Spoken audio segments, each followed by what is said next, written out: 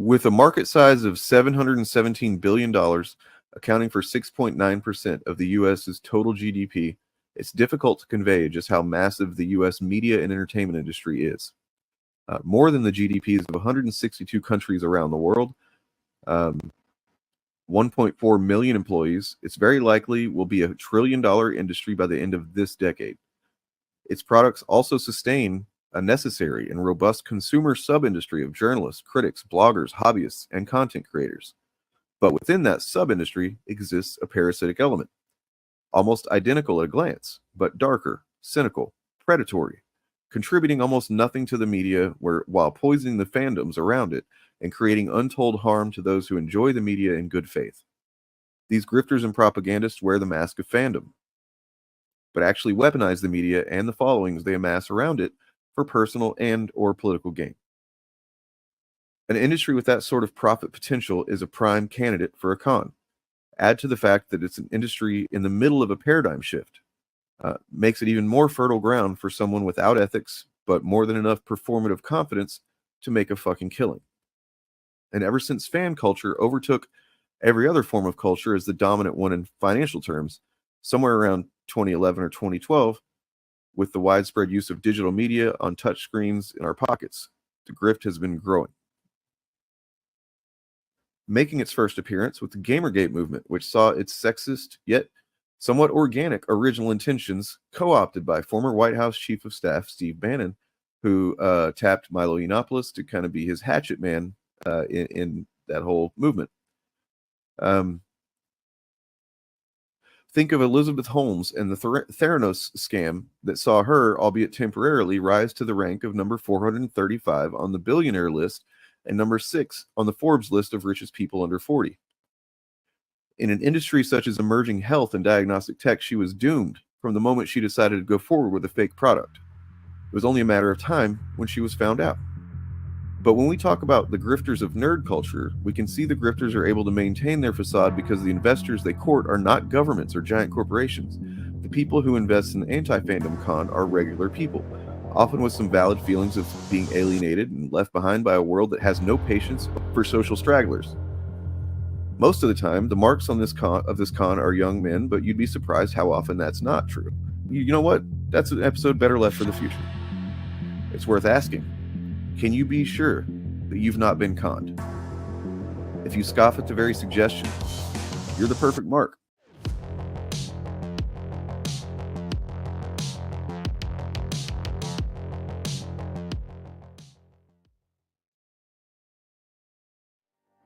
Somebody, please, they got the children! The only way that you can really stop this kind of thing is to arouse public opinion. It's very upsetting. It has a bad moral effect. Forced adversity.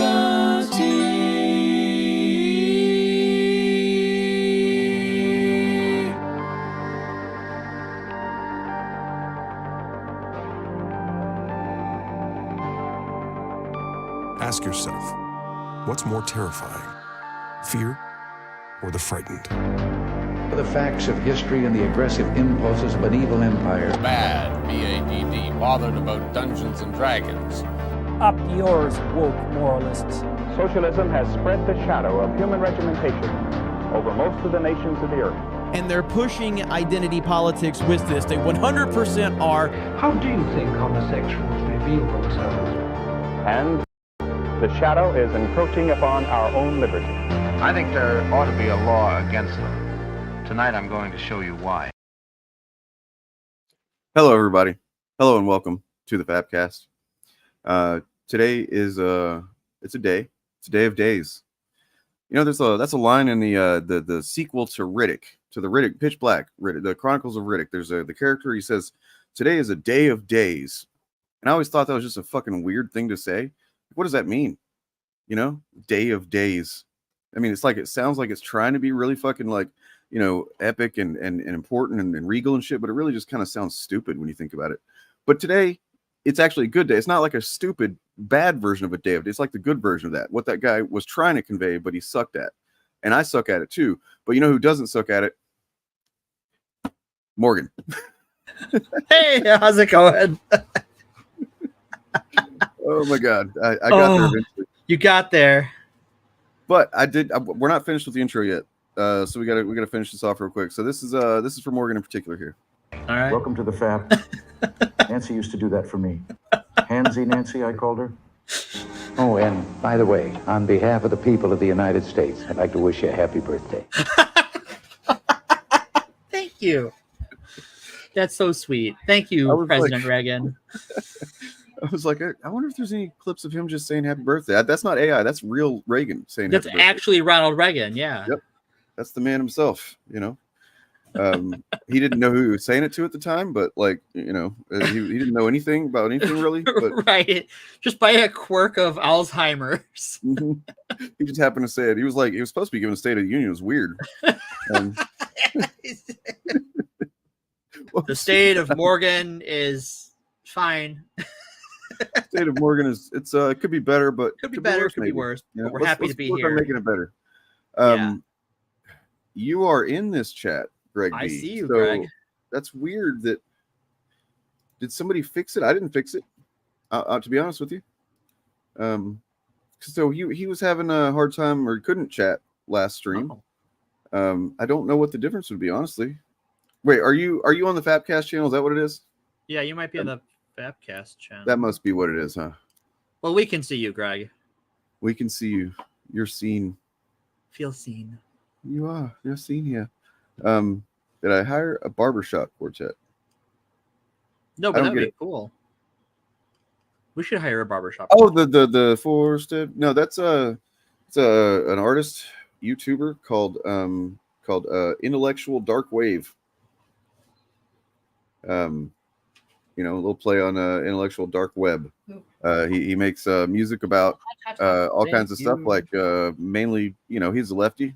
He's pretty rad lefty, and a musician. So the Wolverine is gay music. Like I took the song that Ethan Van Sciver used to play, and I transcribed it on guitar. I made new lyrics. I came up with kind of a better melody than Ethan ever had for it. But everything else musically on that recording is also Intellectual Dark Wave. So yeah, that's who they do good work. He does. He's he has a song about called Cigars. It's all about like Dennis Prager and all those right wingers that smoke cigars and shit. And like throughout the whole thing, there's like Rush Limbaugh talking about how harmless cigar smoke is and shit. You know what? I hope, because I'm sure they miss him, right? They all love Rush. I hope they get to join him soon. Yes. Serving America and the world as gender neutral bathrooms.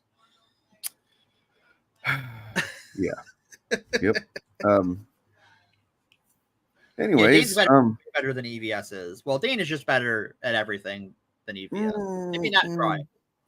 Better writer. Not feeling that today. I'll be honest with you. You know, I will say that as good as I am at a lot of things, sometimes parenting is hard. Parenting is really hard. It's never, even when it's easy, it's hard. Yeah, kind of true. It's a lot of work, and yeah, parents out there, you are seen today. Well, especially your parents. You know, I guess if you're cool with them, then I'm going to give them a shout out for, making you happen. So here you are. They made me happen. I mean, some odd years later. Yeah, so we got there eventually. You know, it worked out in the end. There's a horror story about how that happened that it's probably TMI for chat, so we'll save that for later. What are we doing this is the AF branding. I need to switch over to the goddamn fat branding. What am I doing? What are you, Daniel.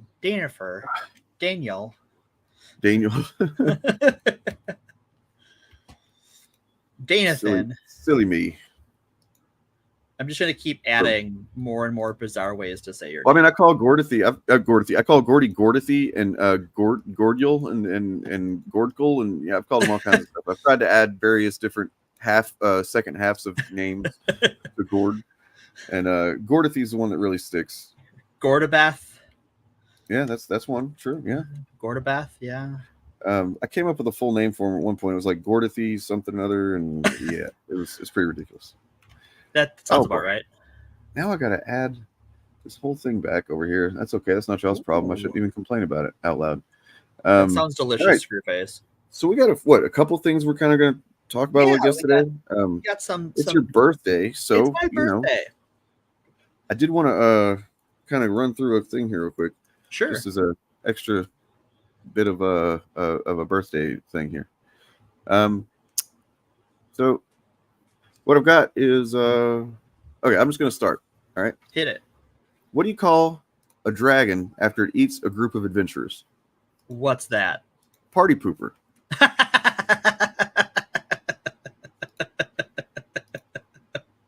All right. What do you call it when you get knocked down by an ooze? What? An acid trip. Oh, Jesus Christ. Who gives the best hickeys? I don't know. Necromancers. Oh, boo. Come on. So this is a list of Pathfinder related jokes I found on Reddit. All right. Well, I appreciate it. Maybe I'll just drop one of those every now and then throughout the show. But just yeah. Let's see. Catch me off guard. I want to find one more good one here. How do you kill an orc with a crossbow? How? You shoot him. Well, all right, moving on. All right. Thanks, folks. Thanks, everyone, for the happy birthday. Not you, Dane, except you. You get nothing. Well, you know what? You know what? Your Pathfinder dad jokes are appreciated. They're not the worst gift I've got this year. So. Oh, well, that's something. Something I don't know how to feel about it, but I'll take it. Okay. What did you want to do first? It's your day. You direct. I'll do whatever you say. You know. All right. Well, so it's been in the news a lot lately, and I've wanted to do it for a little while, and now that a certain hag is being sued, I thought it was a good day to talk about witch hunting. Oh. Witch hunting, yeah. And this set me on a bit of a deep dive. Uh-oh. Because I noticed something with these, in the media the last several years, but there's been a rash of them in the last few months, from Kyle Rittenhouse to Amani Khalif, of Transvestigation, which is the portmanteau of transgender and investigation, wherein someone looks at stills from videos and photos and tries to tell you why they are secretly trans.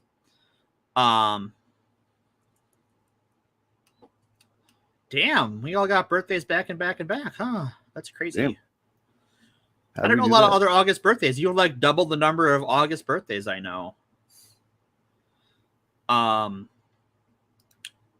the methodology is one of these things where like it's not falsifiable.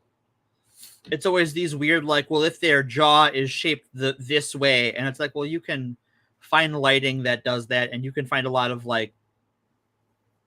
Turns out body shapes are different, especially when you get into different ethnic groups and stuff. And I'm like, wow, this is really like, you can't. Well, so apparently these images.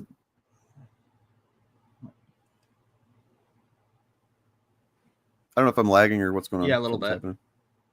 Sorry about that. All good. I did not mean to interrupt. So you've seen these images of Amon that have come out, which I guess she got a makeover or something. Mm-hmm. She seems pretty happy with it. Yeah. But like apparently that's caused a whole other kind of like offshoot round of gender discussion, because yes, I mean, what, women can do that, but they can, like. Well, there is a thing that like she shouldn't have to do that to prove her femininity. That's what I felt too. But like, if she wanted to, then that's one thing. But you know what? Right. I was very glad to see that because I think a lot of us that kind of knew anything about anything were worried about her going home to was it Algeria. Yeah. Apparently Algeria. she was welcomed with like parades and all kinds of stuff. So like there wasn't the kind of stuff that I the worst case scenario that I was worried about. Because she won gold, so like she provided value to the country. Right. And then she's in the face of all of this like nonsense, she has risen above and won an Olympic gold medal, which is a pretty big accomplishment. I feel like the one on the left here, they were like, now look down and look like you're kind of like demure and right. don't look too aggressive. Yeah, you know? don't look like you're gonna punch someone, even though that's like what that's half your of day your job picture. is. Yeah, that's why you're here. Yeah. But, and I'm sure they'll still say she's a man, just because they have not. Well, they've done two things now. So there is 2 court cases in France, one of which is a civil suit. Wherein for is it against anybody in particular, like anybody relevant, or so how the French law works? I've been trying to figure out exactly how it works, but I don't speak French, and I've been relying on English sources that are secondhand, so I'm not 100%. So their cyberbullying laws are a lot more robust than ours. Dope. And so they her lawyers named Musk and Rowling in kind of et al. Because they are also suing Twitter, and as part of that is the discovery process of going, so who did all this? Like, I would like they can get names and stuff. And at the same time, there is apparently a criminal case as well. Hopefully Elon will be more forthcoming with that information than he has been regarding the Epstein case that they've been trying to subpoena data from Twitter. I cannot imagine he will be. The main thing that France has over the US in this is that the European Union loves bullying big tech companies. Nice. Like they have like an absolute boner for it. They've bullied Microsoft and Apple and Twitter and Facebook, and they. Is it because they're not over there? It's because they're over here. If they're over there, they'd be like, you guys are great. There's a little bit of that, but they're generally a lot more on top of their anti-monopoly business laws. So the EU has already said, like with the Musk-Trump disaster, that there are European Union laws about disseminating social disinformation on social media, and that whole disaster violates that every subsection of that law, and so Twitter could be liable or shut down in the EU for breaking those laws. Crazy. So even if they don't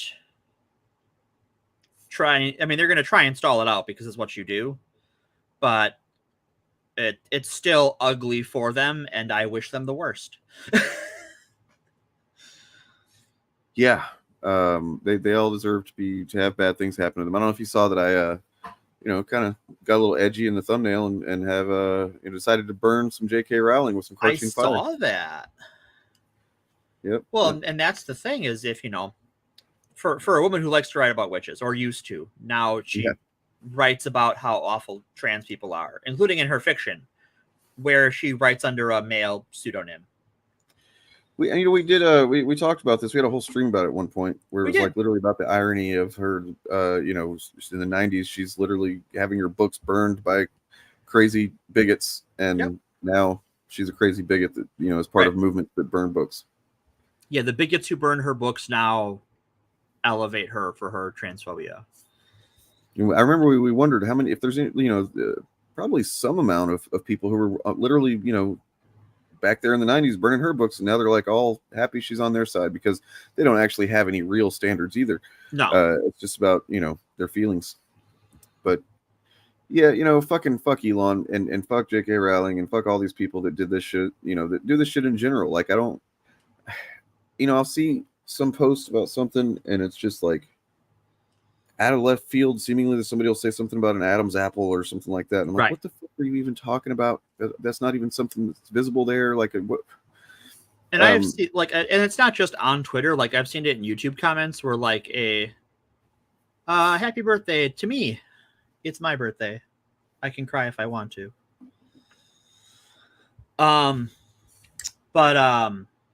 I've seen it on like female YouTubers, like women, even cis women who are like, oh, they've got an Adam's apple or whatever. Like, there are cis women with Adam's apples. Mm-hmm. It's just humans are weird. What is the implication? Is it kind of like when people point out my man bun, where it's like it's just a thing I'm pointing out that implies that you're not a valid person, or what? Yeah, it's just dehumanizing you. It's saying you don't count as a man because of X physical characteristic. Yeah. It's nothing new. It's like a reverse pick me. Yeah, kind of. Yeah, I just was trying to understand what is the practice. Like I've been being a YouTuber 5 years now. I try to understand what people are trying to accomplish with comments sometimes. Like, are you trying to get me to be sad? What is it? And so that's with that kind of thing. I'm like, I don't. I think a lot of it's just shit posting. Yeah. I think some of it is just like the innate insecurity of you're not comfortable with who you are, so you have to make it about everybody else. Yeah. And I don't want to psychoanalyze these people because I don't know them. I'm not trained in that. Probably terrifying to learn anything about them anyway. I want them to get therapy because they very clearly need it. They need to talk to someone about their feelings and their, how they express them in the world in very embarrassing fashion in a way that alienates themselves from the humans in their lives. But their methodology actually has some historical precedent. And I wanted to look into that. Oh, no. Yeah. This is kind of like a, what do you call it? Phrenology? A little bit. Not less scientific rigor than phrenology. And that's a incredibly low bar. That bar is buried in the earth. And they, the transvestigators, they do some phrenology. They love them some phrenology too. Don't get it twisted. But there's a layer of like the things phrenologists measure, like in skulls, like exist on skulls. They don't mean anything. Skulls just come in different shapes. That's fine. That's normal. It doesn't mean anything. But the other stuff, little weird, like how your clavicle is shaped, how your shoulders, how you hold your shoulders, how your eye, like I've seen eyebrow transvestigators, and it's like you can get your eyebrows done. They can look like whatever the fuck you want.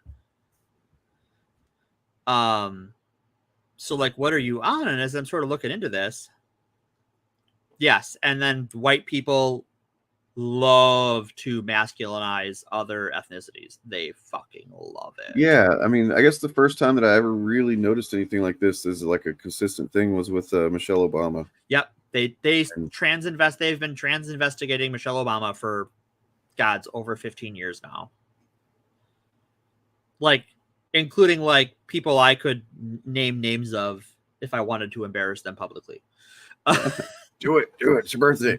It's my birthday. No, I will. I'm a better person than they are. But if you're listening, you all know who you are. But this actually goes back centuries. They can always tell. They never miss because they're not shooting. They take no shots. They can't miss. Mm-hmm. Yeah, I mean, if you just you call everybody that you don't like, basically, is it kind of like calling everybody a socialist or communist? Like they have to, do they often just say something that you disagree with first, and then that's when they really, is it? I think that's part of it. I think it's just people they disagree with, right? Like the Kyle Rittenhouse thing is a great example of that. Where like they fucking loved Kyle Rittenhouse until he was like, I might not vote for Trump, and then they fucking lost it. Yep. And I don't wish anything good on him. He's a killer. He spilled the blood of innocent people in my state. I really don't care what happens to him. But saw a clip one time that was purportedly of him like beating up a girl. Yeah.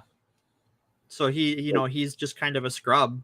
Yeah. I mean, when you see his mom, not to talk too much shit, just but like, it seems like he's kind of just from a fucked family, and of course, you're right.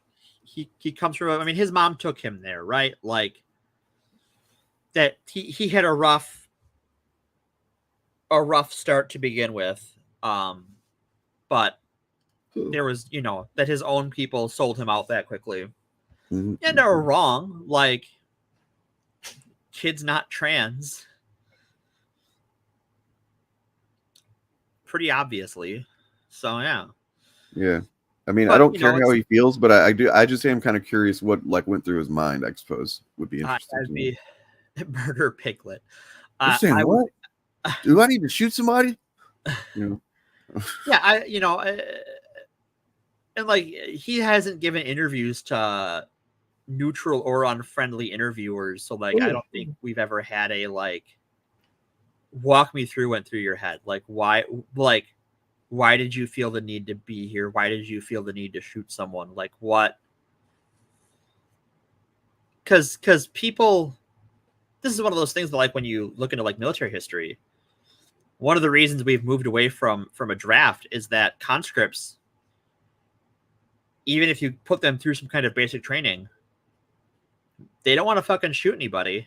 Do you want to know what I think? That well, I think I've heard him say something about this that kind of helped me feel like I think it is partly the propaganda. Yeah, he was Telling him propagandized that, too. and he believed that he was, and this is kind of like he doesn't get any of my sympathy, but like there's a smidgen of understanding of why he might have popped into his head in the first place to go. I don't understand the decision to do it and then go through with it. It's like I don't know how many miles, but it's quite a drive. Yeah, drove across state lines. Yeah, which is I think a felony. Yeah, if you don't have a So none of that makes any sense to me. But like I can understand the impulse to whenever you hear, oh shit, sorry, I got sleep condition disease. Whenever you hear a business owner that's like calling for people to help him because his business is fucking under attack or something. It's like, oh, I can do something. He probably felt like at least before going down there, he was doing the right thing, and he's a fucking like we just talked about with his family. He doesn't have a good sense of right or wrong or morality or anything. Just the feeling of that he's in the right is what he was going. And his mom must have felt that way too, because she fucking took him there and picked him up. And like he should be in prison anyway, but nonetheless. Yeah, like I'm sorry, like you as a mother had a responsibility to go, no, do your fucking homework. Right? Like clean your room. We can just hope he doesn't fucking murder anybody else. Right, but yeah, so they turned on him pretty hard. They turned on Joe Rogan this week too. I don't think they transvestigated him. Oh my god. Did they they transvestigated Joe Rogan? No, they didn't. I said I don't think they did. Oh, I was gonna say that's the best thing ever. That would be the best thing ever. Like I think that's the one thing that they're smart enough not to even try because he's so vigorously anti-trans. So you watched that Elephant Graveyard? I did. Video. Holy shit! Like that's so good. It's pretty magical just to see him just like eat it in real time like that. Well, not real time, literally, but like, did you caught that was a live thing, right? That was a live show, yeah. That's great. Like Netflix does that. It's kind of a new thing for comics to do that on TV. Like, for the longest time, HBO specials were very much recorded in advance. Yeah. And like, if there wasn't a joke that hit, they probably cut that out. Cut it out, yeah. You edit this that guy shit because just you're like not agreed stupid. to do this and then just went out there and gave it the shittiest fucking set he's ever performed, probably. I used to think it was kind of funny before he got into all the shit he gets into now. But like literally just doing the same jokes, like it seems like that I've heard a million times from different people. Yeah, talking about trans people and stuff. Like, what are you doing, Joe Rogan? And yeah, I really liked the comparison that the video made to what's his name from Citizen Kane. Yeah, Kane. Did you catch that? I did. Like, it's pretty good. He's got all this money, but nobody fucking likes him. Yep. Anyway, sorry. It was great. Yeah. But so there is this. Oh, go ahead. I was going to tell everybody, in case you're wondering what we're talking about, and you want to see a video that's great about Joe Rogan's newest, maybe his final special, comedy special. It's Elephant Graveyard. It's getting quite a few views. It's gotten, I don't know, close to 2 million maybe in a few days. And it's called Burn the Boats is a funeral for Joe Rogan's comedy career. Something like that. And it's... Yeah, and it was really good. Yeah, Andrew Tate also had a transvestigation moment lately. Oh no. For wearing like his Speedo was too padded so it looked like he didn't have junk. That's fucking incredible. Like it was a dopey ass looking Speedo. So like I'm just like, bro, what you wearing that looks like a diaper? But like he got like, wait, he doesn't have a dick, he must be trans. I'm like, motherfucker has a dick. He's on trial for he's being held for rape. So like, yikes. But that's the sort of stuff they rely on, is stuff that's just like vague and unconvincing unless you want to be convinced. And when you pull that thread back in time, you get to witch hunting. And I want to talk about a witch hunter in particular. Okay. I mentioned him on the Saturday stream as some homework for people. In the 1640s, there was a guy active for a few years. He sent more witches to their death in England than the prior century. Yeah, he was a psycho, man. What's wrong with this guy? And his methodologies went on to be used on 2 continents by various witch hunters. His name was Matthew Hopkins. Aww, that's adorable. I love it. So everybody keeps asking whose birthday it is. So yeah. It's above my head. That's awesome. He is the self-described witch hunter general of England. This is even before, like, this is the guy that inspired the methods used in the Salem witch trials. And he's both the sort of the father of the modern moral panic. Yeah. And transvestigation. Whoa. Because all of his methodology were based on things you couldn't really prove. Wait, Nerdrotic is birthday today? The fuck? He's what? Movie is saying that Nerdrotic's birthday is today. Is that true? No. No fucking way.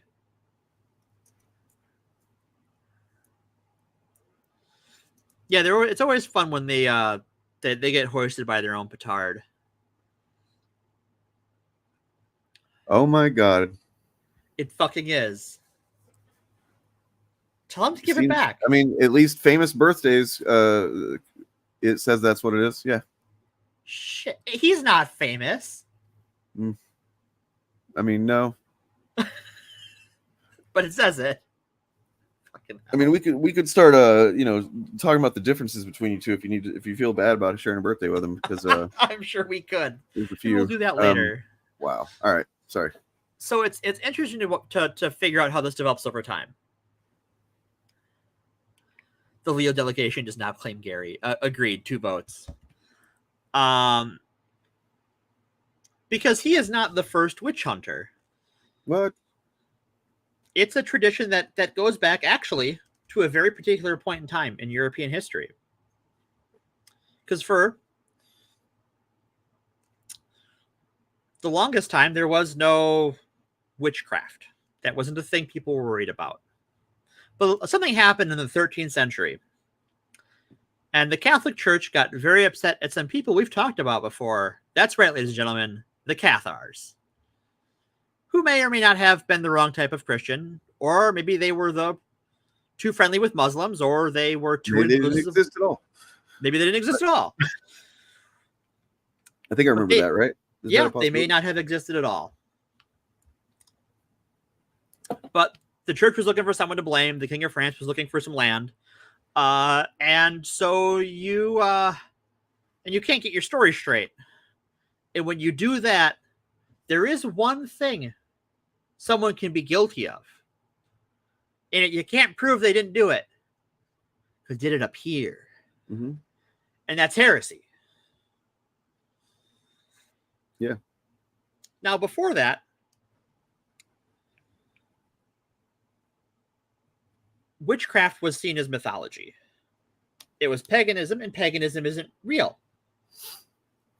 There were, like, in Europe at this time, there was two broad categories of religion: Christianity and mythology. And mythology isn't real. So witchcraft isn't real. Was there a moment, like, whenever, like, maybe at first they were like, they were like charging people with doing witchcraft because it was just simply paganism, even though they knew it was not real. And then like one person got his wires crossed or something. It was like, what? They're doing witchcraft, and like thought that it was real. And then just from there, it was like a bunch of idiots. I don't know. That's interesting to me. It seems like over time you get these things that sort of build on top of each other. It wasn't just like one day witchcraft was real. It was, well, these people, they're Christianing wrong. And then it was, oh, the Knights Templar, they were doing satanic rituals. Because Satan is real. And then somehow Satanism became a thing that people believed was real, and that witches got their powers from Satan. And just sort of over time, you have centuries of anti-popes and crusades, and also the most famous pandemic in history, right? We're talking about the centuries that the Black Plague takes place in. Oh. And that fucks your whole everything up, right? Like, generations were lost. Most of the population of Europe was scoured. Yeah. And that fucks up your whole civilization thing you got going on there. And you have no concept of viruses or disease or bacteria or anything that could, so it's like you're looking for something, I imagine. Right. Yeah. And so as everything becomes broken down by poverty and war and famine and disease, and all these political squabbles get out of control, everyone's looking for someone to blame. And it's easy to blame someone who is on the outsides of society. This is also an era when we get a lot of pogroms, a lot of anti-Semitism. Yikes. Spain has in this time a rash of ethnic cleansing against Jewish people, and Jewish people that had lived there for centuries at this point. Like, Spain for a long time, when it was under Muslim rule, was actually a haven for Jewish people. They had a pretty sizable Jewish population. Some famous Jewish poets were from there. Based in Spain. And then when the Spanish took back over, when the Christians took back over from the Muslims, then those Jewish people were too friendly with the Muslims, and so they got a too. And this sort of goes, like that it really is forced adversity. They're just like, well, we need someone to blame for our problems. Those people are weird and speak a different language. That woman's husband died of the Black Plague and she's fine. Why is she fine? Well, she must be a witch. Must be the devil. We can't have the devil's servant around here. And the shit they did to prove it was insane. And like, you think this has to be a myth, right? This has to be, the Jews in England had their property seized. We talked about them a while ago, but the Roma people had their property seized and were expelled from England. All sorts of fun, fucked up shit. But sort of bring it back to the witches, the methods used to test them. It sounds so dumb it can't be true. Like, we're gonna throw you in the water, and if you float, you're a witch because the water rejects you. Mm-hmm. If you don't float, you die. Got him. You kind of fucked either way. If yeah. They will prick any body mark or pox scarring with a needle until you don't say ow. Jesus Christ. And if you don't react in pain, then you're a witch. I just wanted to show a picture of this guy because Yeah. Oh wait, your thing's in the way. But yeah, he dressed kind of fruity, I mean, he dressed like a Brit back in the day, but yeah. That's true. Same difference. Yep. But yeah. You might be right, Lucifer. I think so. I think that's a big part of it, honestly. And And I think it's funny because you put all these things into a kettle, all of the xenophobia, all of the crises across Europe,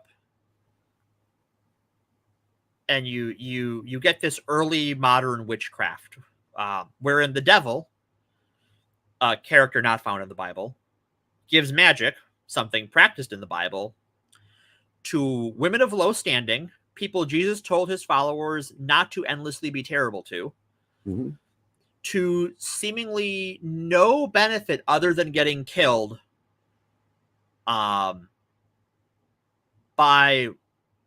law, what should have been the Catholic Inquisition, which, depending on where and when you are, is a institution of dubious quality. But often it was enforced by local judges and prehistoric Karens. Bears and cream, bears and cream. You ever seen that? That's an ancient ass commercial, isn't it? Yeah. That commercial's like 20 years old. I don't know. It's maybe like 10, I think, something like that. But yeah, it's pretty damn old. It's old. And just reading about this, it's just like, oh, this is how we get transvestigating. It's just like their skin tone that looks too rough to be a woman. They must be a man. Can we prove it? Of course not. Do you think the conditions that you're describing in all this, I think they're relevant, right? Like the conditions of the world at the time, and like people, they're just looking for some external thing that they can, even if they can't blame it directly for something, which they often try to find a way to do that, they're gonna just look for somebody to take their fucking aggression out on. Right, and I think they're looking for someone to blame, because I think when you look at our current global climate, like, especially here in America, we have been sending our young men and women into war for a quarter century now. Like, this is really the last couple of years we haven't been doing it. We've had two major economic collapses in the last 20 years. We've had the coronavirus pandemic, which is still ongoing. Yeah. Like, housing opioid shortages. Epidemic. Say again? Opioid epidemic. The opioid epidemic. And our governments have been broken by oligarchy at the end of the day. Like, whether you want to call that capitalism or not, we can have that discussion. I would say capitalism has a lot to do with it. I'd say it is a form of capitalism that if you let capitalism do capitalism long enough, it's going to capitalism its way there. Right. So you have this broken system, and it's easy to hold on to power by making someone a witch. And which in this case is just a stand-in for person of low social standing who is easily stigmatized. Whether it's a trans person, a migrant, someone you think looks poor. And you even see this in, like, how our traffic laws are enforced. Like, the odds of you getting a ticket for a traffic violation go down substantially the newer your car is. Yep. Also, the whiter you are.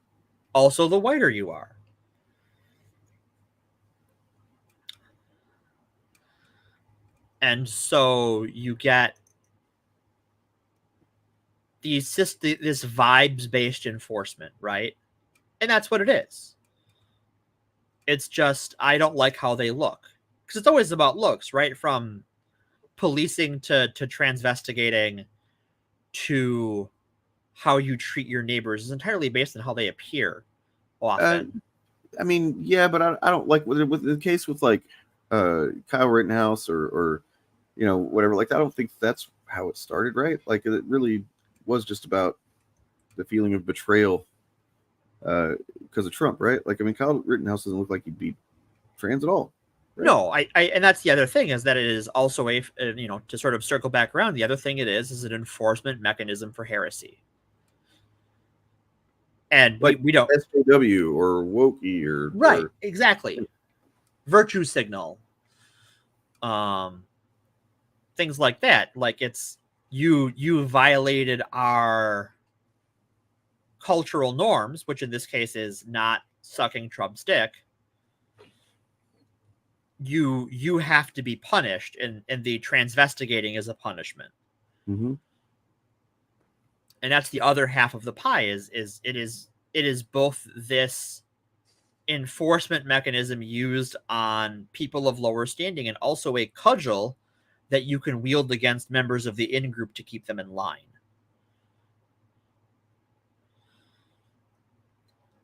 That you could be next. You could be guilty of being trans or being a Jew. That there is all of these systems in place that if you're in that in-group that you have helped create, that you're not safe from. Yeah. It had like women of color. Actually the first victim of the Salem witch trials was a woman of color. We know that actually brings up something that I have here that I'd like to show. Sure. That it is related. It's actually, I wasn't planning on showing this, but like mentioning that now, it's like, holy shit, this is perfect. Just a second here. You can continue on if you want. Sure. Mm-hmm. But yeah, it is, historically speaking, often people of color and women of color especially that are the prime targets for this. Because Europeans are a superstitious and cowardly lot. It's true. All right, so here's this. I'm just going to play it. Hit it. Now, they don't look like Indians to me, and they don't look like the Indians. Now, maybe we say politically correct or not politically correct. They don't look like Indians to me, and they don't look like Indians to Indians. She's virtually, I mean, she's got some major problems, to put it mildly. I said, of course I hate these people, and let's all hate these people, because maybe hate is what we need if we're going to get something done. Donald Trump has been a racist, a bigot, a misogynist his entire life. But if there's one subsection of people that get under his skin the most, it is the black woman. You want him to rein in Robert Mueller? What a stupid question that is. What a stupid question. But I watch you a lot. You ask a lot of stupid questions. You have used words like animal and rabbit to describe black district attorneys. You've attacked black journalists, calling them a loser, saying the questions that they ask are, quote, stupid and racist. Why should black voters trust you after you have used language like that? Well, first of all, I don't think I've ever been asked a question in such a horrible manner. First question. You don't even say, hello, how are you? Are you with ABC? Because I think they're a fake news network, a terrible network.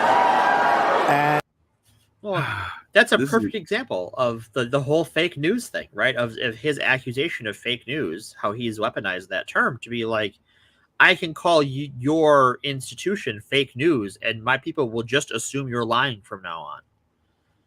Yep. And then this fucking pseudo indignant, right, bullshit defense that he does, where it's like, how dare you, basically. He's like, right. Yeah, and then there's definitely a layer of I'm white as shit, and I feel like I can sense that layer of there's a layer of racism there that's hard to I don't know how to describe what's happening there, but it's there, Oh yeah, it's like you would say this to me, kind of thing, right? But hopefully he keeps campaigning like that. Although he is campaigning behind some bulletproof glass today, you fucking pussy. I saw that. Sorry. I'm surprised he's campaigning again, because for a while he was just holed up in his fucking golf club. Somebody was making a case about how he's definitely got PTSD now. Yeah, I think Robert Evans is someone who has brought that up, and I would. And Movie Bob as well was saying what he's got too is not just regular old PTSD that anybody would have from being shot at. It's also the realization probably that there's a lot of people that would have been completely cool with him actually dying, yeah. And that brings me to this, actually. This is really fucking interesting, and I don't know, it's fun. So these were MAGA people that were trying to prove that, he actually got shot in the ear. And so they recreated the situation, and no, That's I not don't think that proved the other point, I think. That proved the other, that ear was destroyed. Yeah. But also, I just love how they put the wig on it and everything. It's amazing. It's satisfying to watch. All right. Well, and I think, like in general, I think if you are anyone in celebrity, whether you're a politician, entertainer, what have you, there's going to be a lot of people who, if you got, aren't going to care. Yeah. Like, even if you're not Donald Trump. Like, that's just how people are. We are, like, psychologically, we don't like to think about death. That's amazing. Yeah, I mean, I've noticed some weird stuff with it because, like, to be perfectly honest, I've dealt with death, in a pretty substantial way when I was 15 years old. I mean, I definitely didn't process it all at that age, but like over the years I did. And I've come to terms with death in a way that I think some people, a lot of people maybe, get uncomfortable about. Yeah. And so, like, it's understandable. But, like, there was one time, you might have seen that. I think you did, in the Discord, whenever I was saying something. But it's happened several times where somebody's like, oh, like Jordan Peterson. Whenever I said, unfortunately, he survived his benzo coma. Yeah. And Michaela Peterson shows up in my comments, and all of his fans too are just like, "Oh my god, how could you say that?" And I'm just like, "What are you talking? Like, my words are not magical time traveling bullets, right? You don't have Darkseid's time traveling bullet gun. I'm not saying that, like, someone should kill him or something. Right. It's just like, I'd be okay if he hadn't made it out of that. Like, what's the big deal? If he had died, I wouldn't be too upset. It happened in Discord at one point too, and then just seeing people like with Tenacious D. What happened with that? I'm just like, that blows my mind. I don't understand how these people, I mean, I guess with these people, they're going to get offended about everything at this point, so they can play victim into the White House. But yeah, he just said, don't miss Trump next time. As if his words are going to enchant the next shooters to be 100% accurate or something. Like, it doesn't make because like the shooter was already dead. Right. That guy is not taking a shot at Trump again. He is incredibly dead. Is that right? He fucking can't do indoor venues because of that? He stiffed so many venues in his last two campaigns, that a lot of places are just like, get fucked, nerd. Like, why would we believe that you're going to pay us? There was a video of first of all, before his rally, like yesterday, where there's barely anybody there. Yeah. Meanwhile, Tim Walz by himself gets crowd.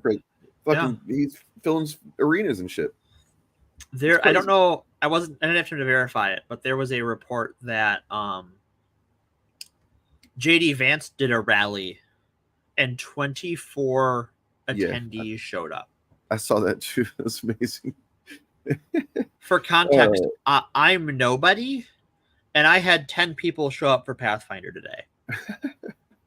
Well, and then, like, also, did you see the shit that he's getting, rightfully so, for how he responded to Trump's, Medal of Honor bullshit? Oh, I haven't seen this one. No. Oh god! Did you hear what Trump said though? No. So he was giving the what is it? Not the Medal of Honor. That's the military one, but the civilian version of that. Oh, the Presidential Medal of Freedom. Yeah.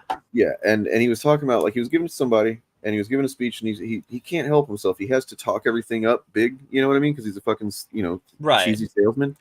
And so he's like, oh, actually, this is better than they say it's a lot like the Medal of Freedom, but the Medal of Freedom, it's not as good, because it's like they get that they're off and they've been shot up, they're dead, it's like it's not as good. This one's better.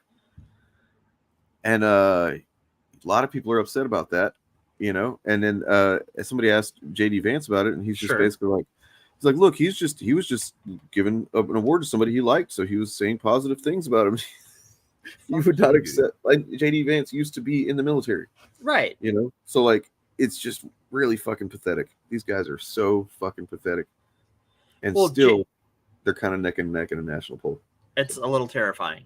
And JD Vance is a like career parasite. Yeah. JD Vance, and this is true of a lot of politicians in general, specifically on the right. They're contractors in a lot of ways, especially if you're talking about gerrymandered district states whose, thanks to decades of gerrymandering, have low voter turnout because what the hell's the point? Like if your state representatives and state senate is all gerrymandered to hell and your federal representatives are all gerrymandered to hell, eventually you're just going to not vote because you're never going to change anything. Yep. And so that's how you get a senator like JD Vance. Yeah. Well, I don't even think it's from Ohio. Like, there's a lot of Republican senators that are not from the states they're senator of, which is crazy to me. Really should be a law. You really should have to be living in the state, like a resident of the state you're in, when you file for your campaign. And like Hillary Clinton did that with New York too. Like Hillary Clinton became a resident of New York half an hour before she announced her candidacy or something stupid. Like, not being hyperbolic, but like. No, I remember her campaign back then, and people were mad about that. Yeah, they should be, right? Like, fuck you. You're not a New Yorker. Sorry. Like Arkansas trash. Right. Like, no, I get that's a place you can easily get elected. That's why you're running there. But like, no, fuck you.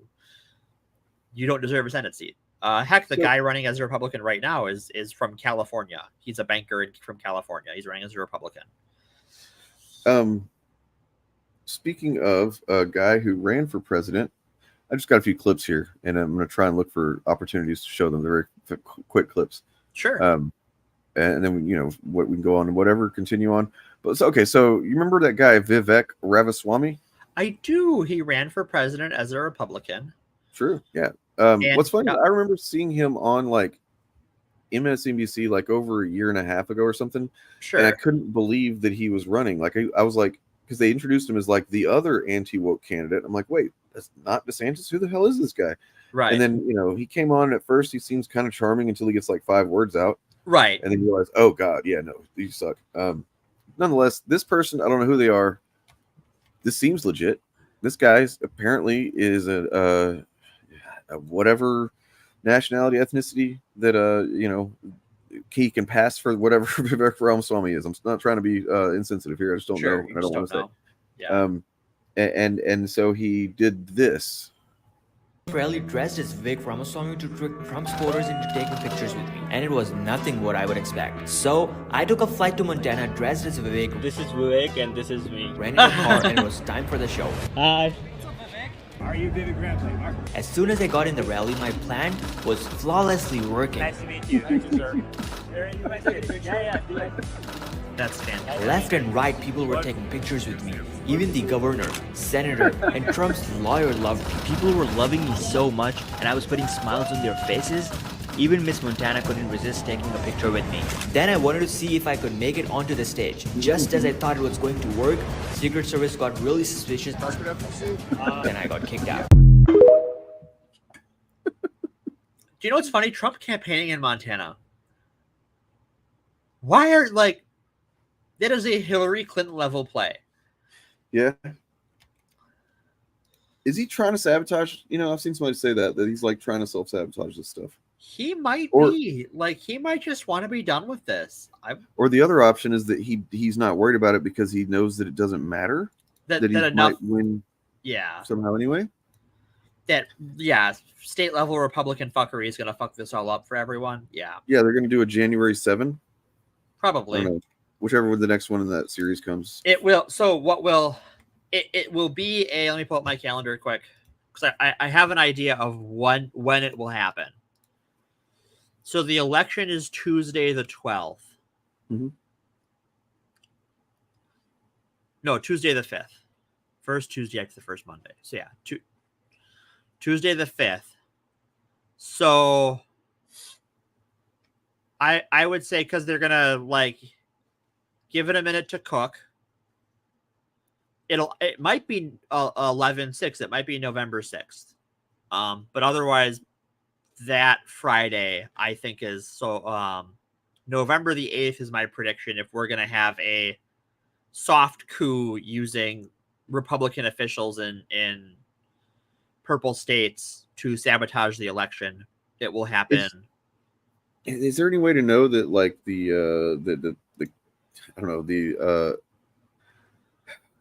electoral officials have been doing anything about that since last time? Like, are they trying to?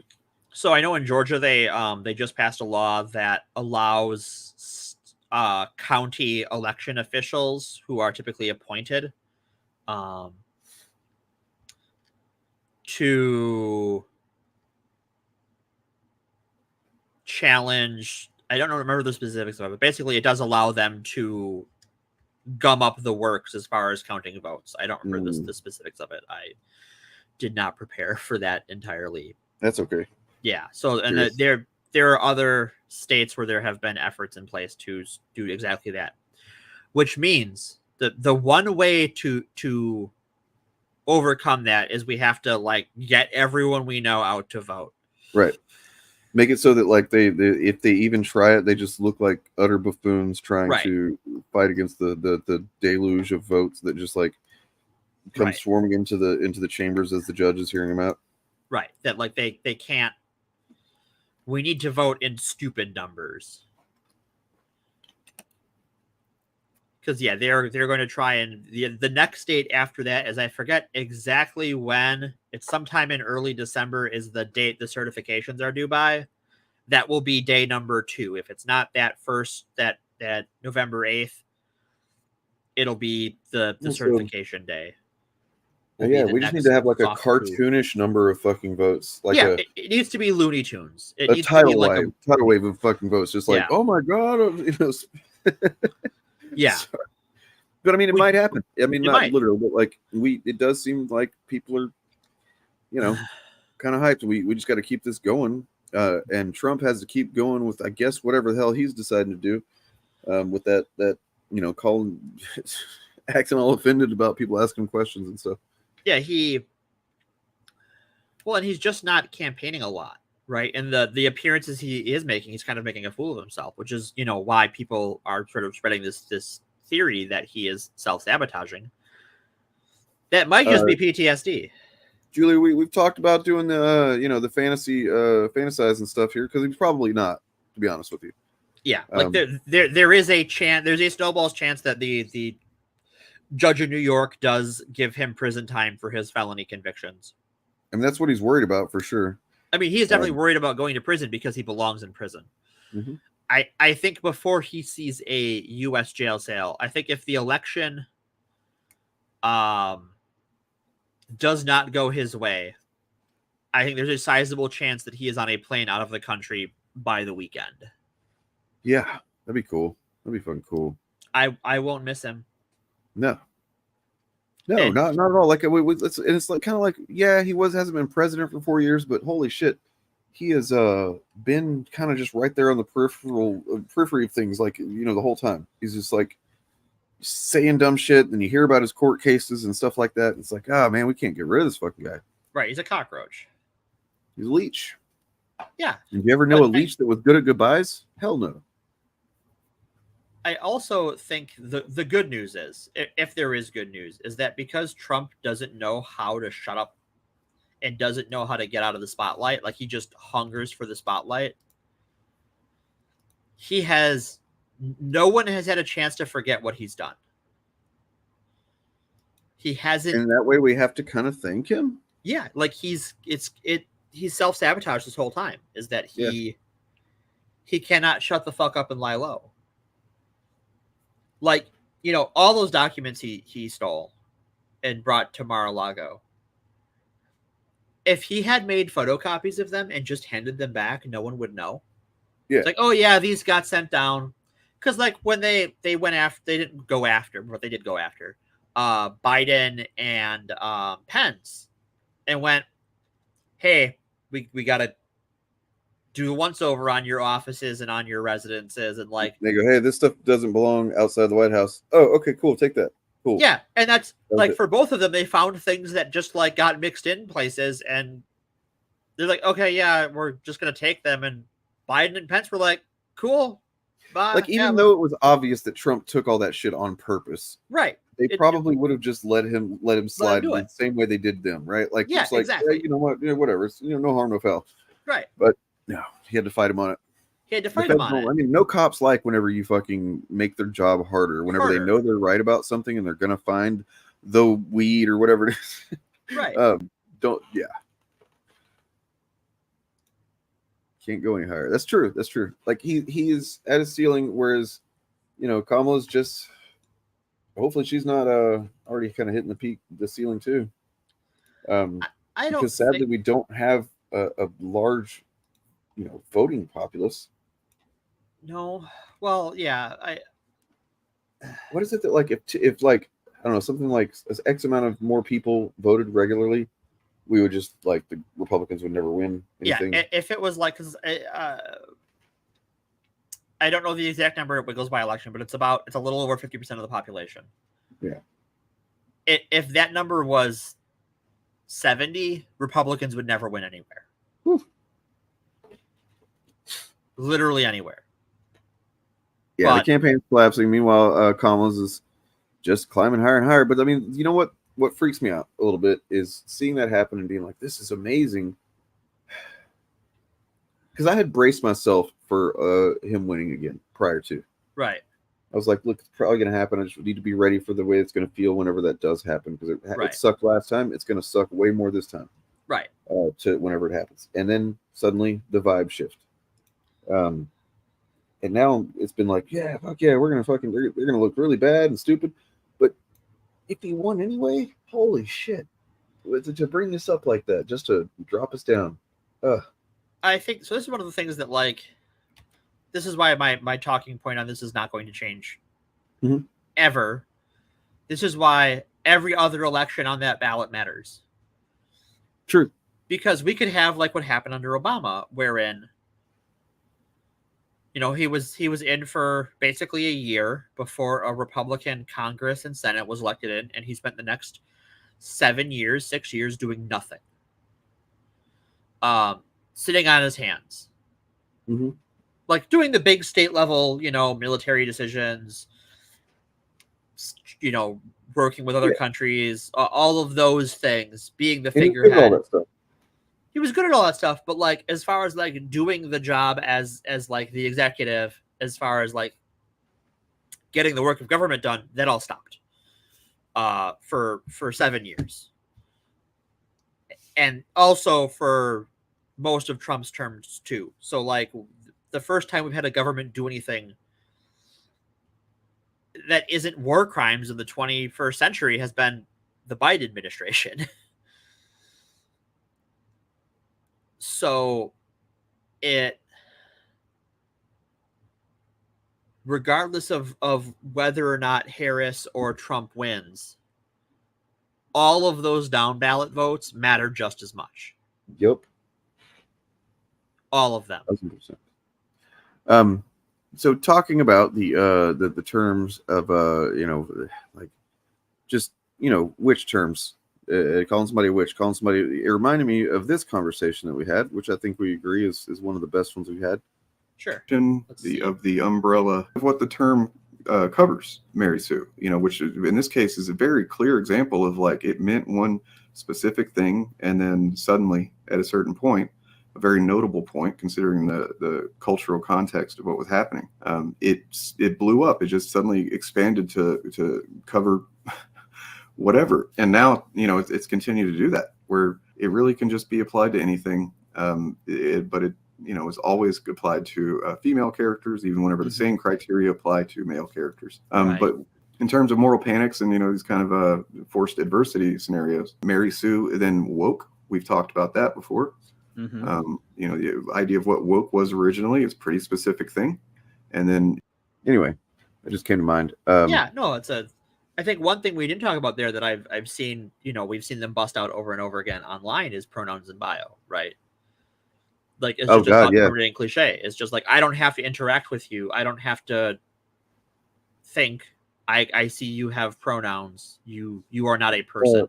Geeks and Gamers video response to that Grayson guy's Twitter thread is just like it's a perfect specimen to study of the kinds of, you know, deflections and stuff. Like he just did all of them, you know, like the saying that, you know, oh, they're just jealous. You know, he's saying nobody hated Gary when he had 100,000 subscribers, but now he's got 1 million. Everybody hates him.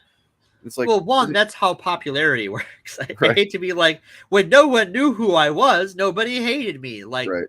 correct? But I mean, even still, like, it's just not true because look, we hated Gary before he had 1 million subscribers. That's true. What's up, Ed? How's it going, man? Hey. Hope things are going all right. We were just talking about that. That's like what's got to happen. Ooh, that's an interesting question, McLeod. So I think that Harris is not going to be as deferential to the Israeli government as Biden is. Biden is from an era of American politics where our support for Israel is kind of absolute. And I think that Kamala is at least going to probably pay, you know, kind of like she's going to pantomime that and pay lip service to it, at least at first. But I don't know that she's as committed to it. But I mean, nonetheless, it doesn't matter, to be honest. I mean, it does matter. What happens there matter. What I'm saying is it doesn't matter in the sense that these lefties that are acting like, you know, not voting is the better option because of this doesn't make any sense. It's absolutely fucking nonsense. They're just showing their asses and showing that they don't know what they're talking about, because the only possibility of Harris not winning, the only thing that can happen is worse than Harris winning. She may not have anything to do with calling for, you know, them to stop or anything. That's going to be on her. I'll fucking judge her for that shit. But Trump has been basically had a little hard on about, you know, he's got a little mushroom boner. He's got his little toad, yeah. Yeah, he's wanting to do some shit. I mean, he's completely fine with whatever BB wants to do, because he's cool with the you know, authoritarian types. He loves them. Is. And like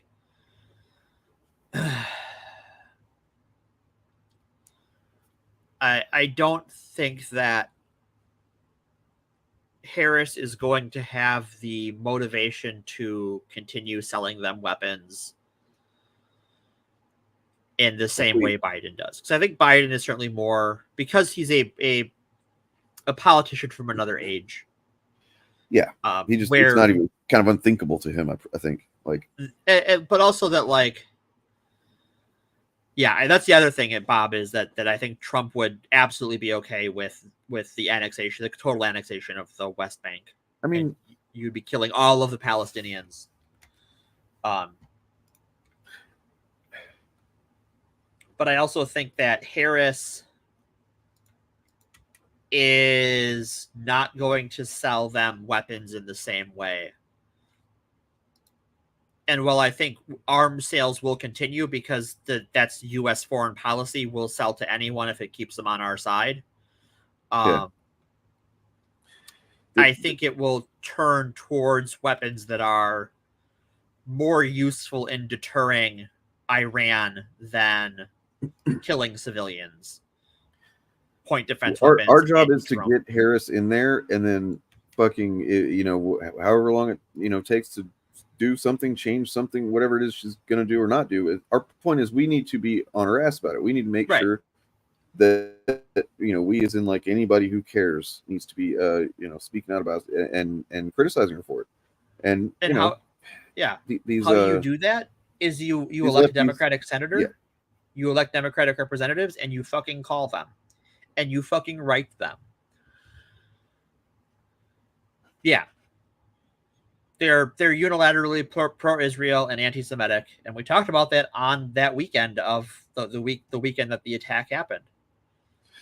Julia, I hate to tell you about some presidents that we've had. Yeah, that is the history of American presidents.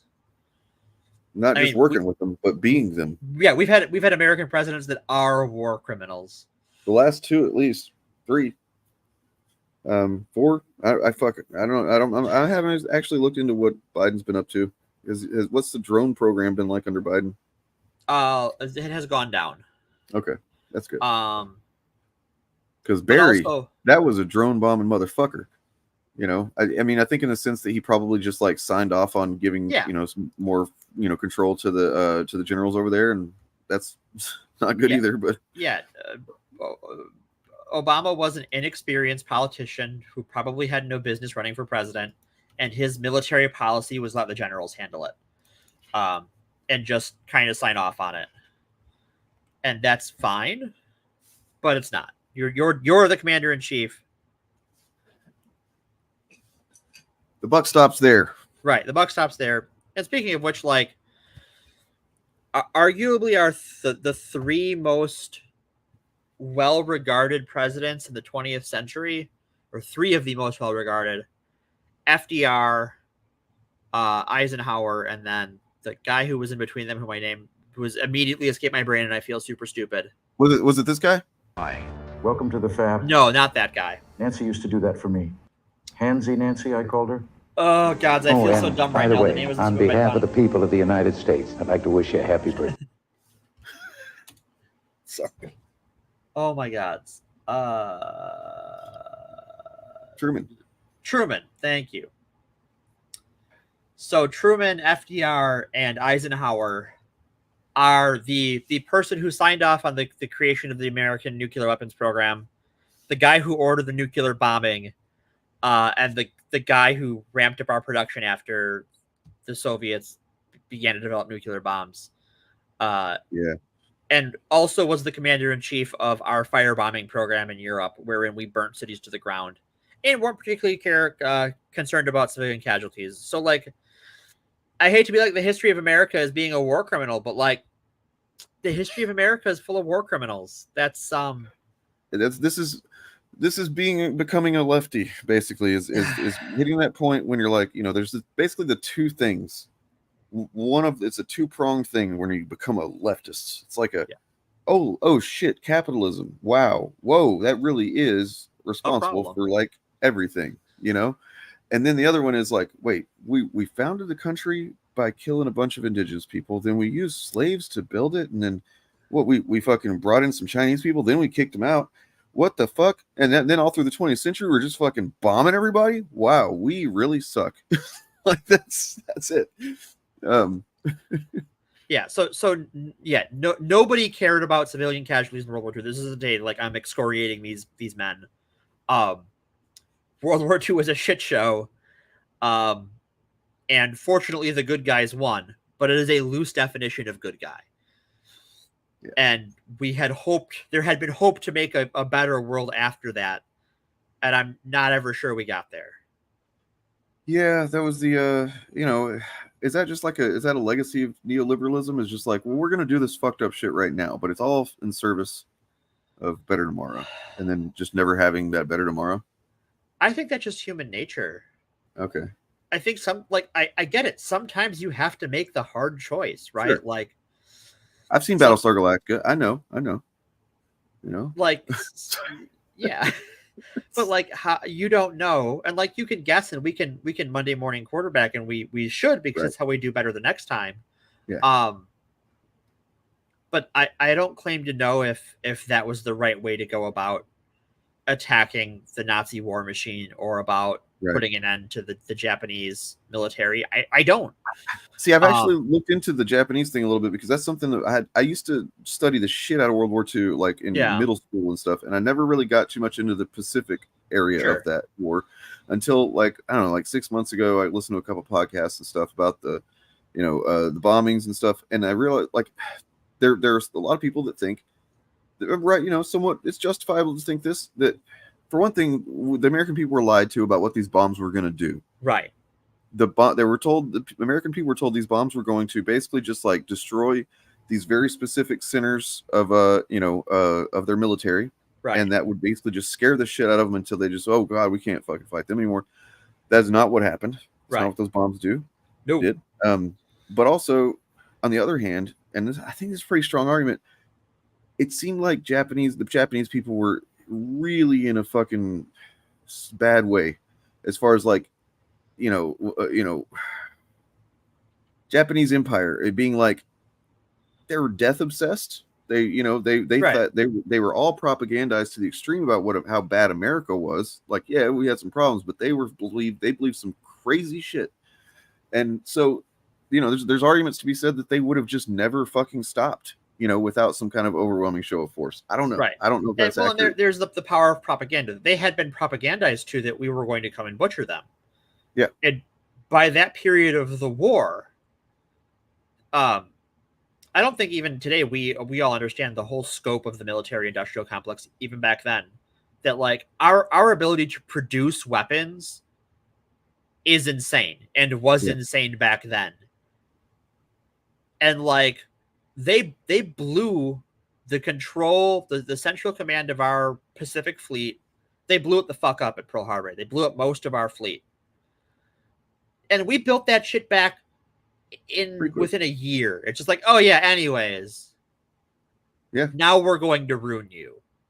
And there was nothing they could do about it. Like, they fought and a lot of fucking people died. And they killed a lot of people, but didn't fucking matter. Because the American military-industrial complex is this Lovecraftian horror of infinite weapons. Yeah. I mean, the amount of the bloodiest fighting period in World War II happened, in and around Japan. Like, you read like reports taken of what like Japanese civilians thought on some of these islands and stuff. Like, they had been told that we were going to come and kill them. Like, it was better to like kill yourself than what we were going to do. And in some ways, yeah, that kind of makes sense because yeah, we bombed these guys, and what did they do? Oh, they're burning our cities to the ground halfway around the world that they can fly planes and firebomb our cities off the map, and we can't do a fucking thing. And our fleet that ruined their fleet is gone now.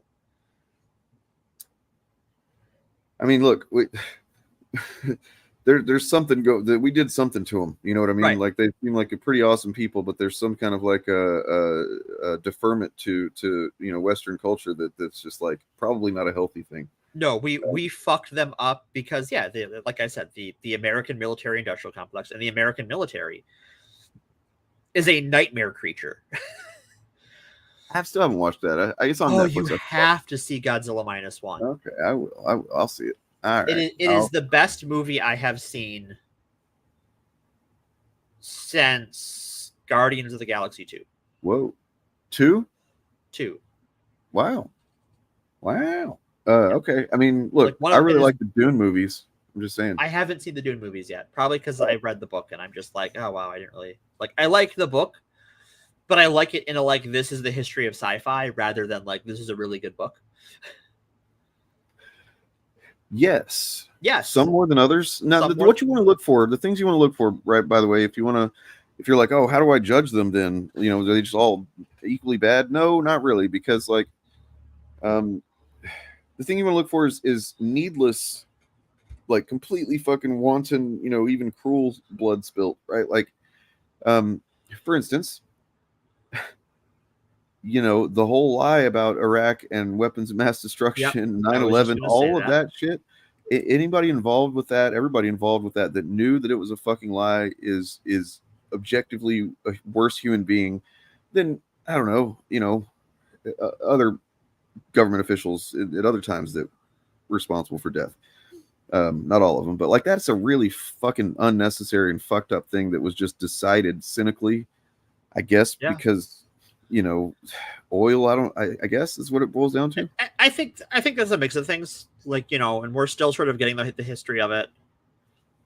I think there's an issue of like, well, daddy didn't finish this, so I want to. Yeah. I think the oil. I think you have a lot of military contractors that were all hot and heavy for another war. And in there might have been some somewhat reasonable ideas that were used for justification that still wasn't a good justification to do what we did. But like, yeah, there's a lot of terrorism cropping up out of that region at that time. You know what I mean? Like, so there's there's like, okay, we do have to be concerned about our security, right? But that, yeah, just starting a fucking essentially forever war, trying to spread democracy. God, what a stupid fucking. Well, it's, and I think that's the other side of this eldritch horror that is the American military industrial complex cuts both ways, because we can wage a war forever. Yeah. We don't know when to stop, and Yeah, we we do. don't know why we started. Like, we know didn't when start we with stopped. a plan. We stop whenever the public public Tells us basically yeah. hates it now. Whenever Right. they hate it. Because like I think that when all of the war on terror started, it was we needed to bring the people responsible for 9/11 to justice. Mhm. Except that they offered to hand over bin Laden, the Taliban did, and we said no. Well, they wanted a good hunt, I guess. Yeah. Like, that's like too that. easy. We got to fucking chase him down and make him. We're gonna let him go hole up in Pakistan with all his porn and shit like that, and all his wives, and he's gonna think he got away with it, and then we're gonna bust in and fucking get him.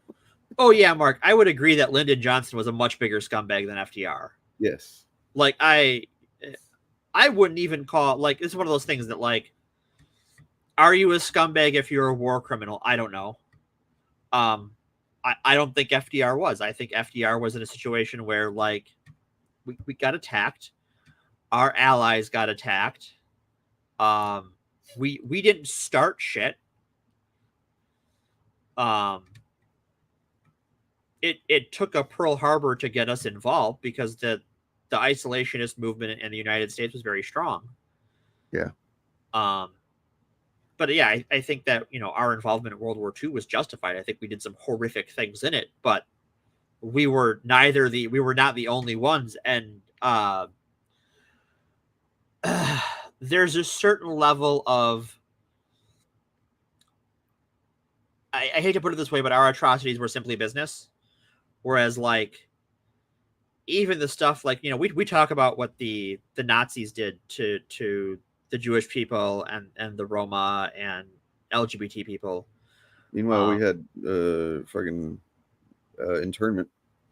And we had internment camps for Japanese people, but the Japanese people, I saw someone mentioning it in chat, like, they did horrible things in Southeast Asia and China and especially Korea, and they still won't acknowledge they even did those things. Like, the position of the Japanese government today is that tough shit.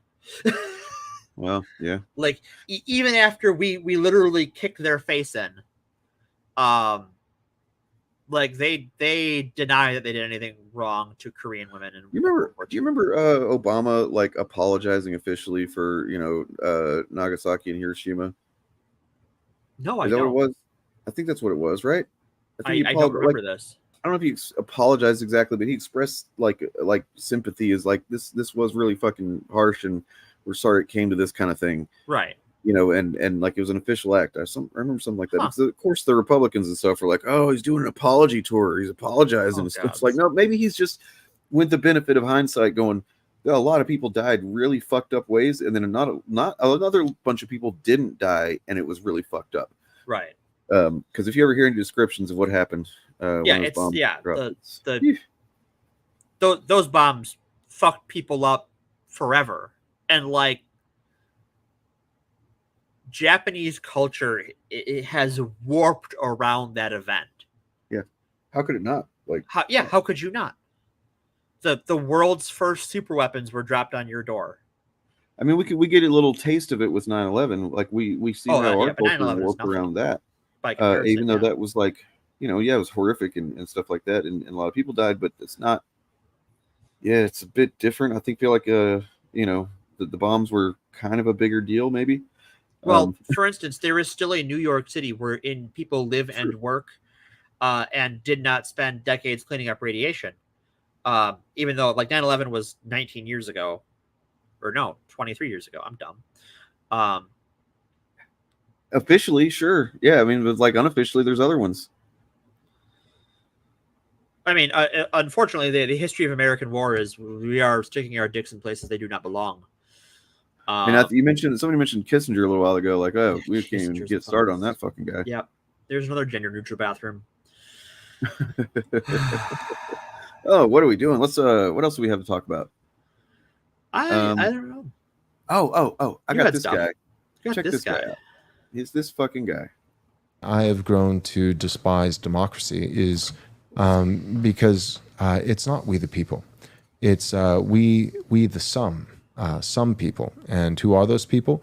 It's like you say that, man. Okay, but tell me what the system that you're thinking of is that allows everyone to have just the equal vote to share, and everything comes out the way everybody wants, because that doesn't exist, you dumb fuck. And they're just, and their solution is always, well, less people having power than just like one guy mainly.